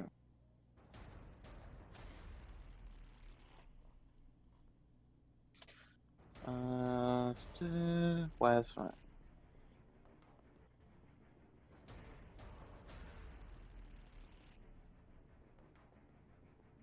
Holy shit! Wait. Well, not a botch. Oh. Not a botch. You had 1 success. Yeah. But But to be honest, your mere appearance is enough to add to the fear frenzy. As they injure themselves running away from you as fast as possible, this half snake, half woman, Medusa-looking thing swinging a mace with the storm and lightning and everything, walking corpses, everything else going on. Guys are literally climbing the walls to get out because they're not running. They aren't going to take chances on her continuing to miss. Yeah, they are just. It is like watching rats running out of a sinking ship, trying to swim to shore as they are just pouring out of this thing. A bit ironically, really. So some of them are like slipping and sliding at the mud on the walls, like I can't get out. Oh my god, it's too slippery. I can't climb. And they'll turn around and look, and they'll take off and do something different. There's no rational thought left here. They are in 100% flight mode. No rational thinking going on, just got to go. Got to get out. In the meantime, Libra snags one of them and just sinks his teeth in and drains him dry.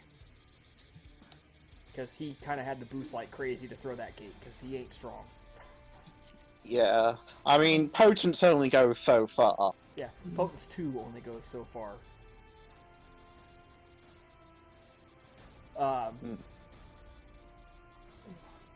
So, yeah, he feeds to satiation. About 30 people, 32 people make it. Some of them are limping, hurting, twisted their ankles, sprained limbs. They get out and they start pushing the Libra out, or the Liburnum out, and they hop in and they start rowing away as fast as they can. Oh, gotta get out, gotta get out! The waves, the storm coming in is rocking the ship's raising, crashing back down. It's rocking back and forth. Fortunately, none of these guys get seasick.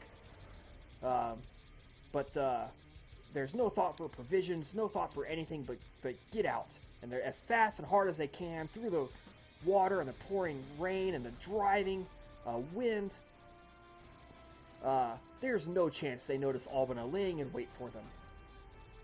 To get just past the breakwater of the bay and activate Arms of Ahriman. Yes.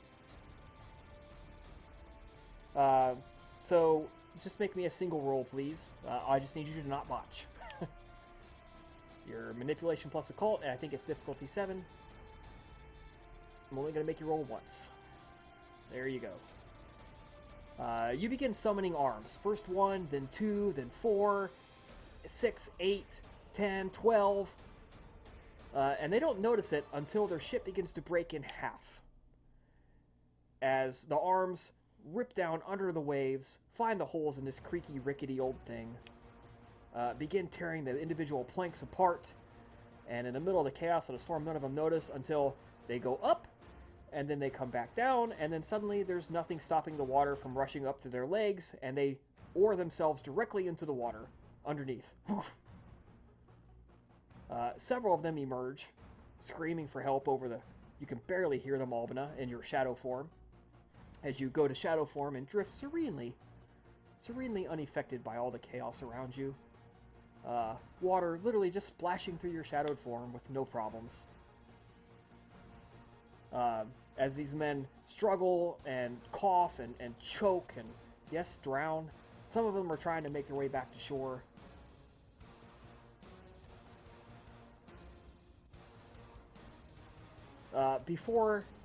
As all of you guys run back to your ship and get on board, you see about 6 men making it. The rest presumably drowned or died in the attack. And if all goes well, those 6 survivors will have learned many things from this. Well, the 10 men that Nicodemus rescued,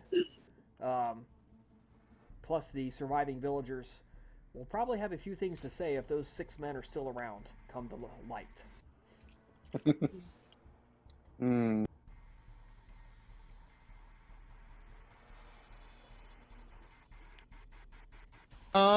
Alright, well, since there's going to be some who died anyway, regardless of any attempts to not kill, is it possible to drink up the blood from those? Sure. You grab one of the dead bodies hit by the gate or whatever. Doesn't taste quite as good because they're already dead, but you can definitely fill up. Yeah, I think Labian is going to do this thing. You guys can all, as the storm begins washing bodies ashore, each of you can grab and drink to satiation. I don't know. It may not taste so good on its own, but there's a bit of a primal satisfaction.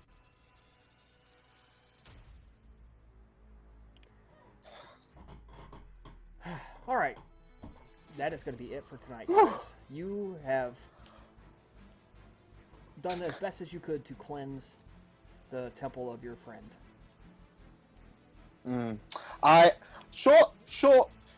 Good thing that no one else here has a humanity 8 or something.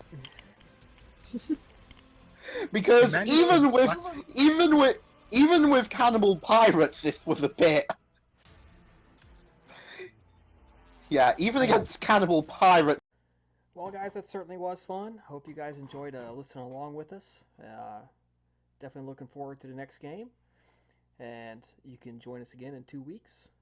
We will be traveling to further parts of Carthage to wreck some stuff. So, you guys have a great night, and hope you have continue to have great fun listening. Good night.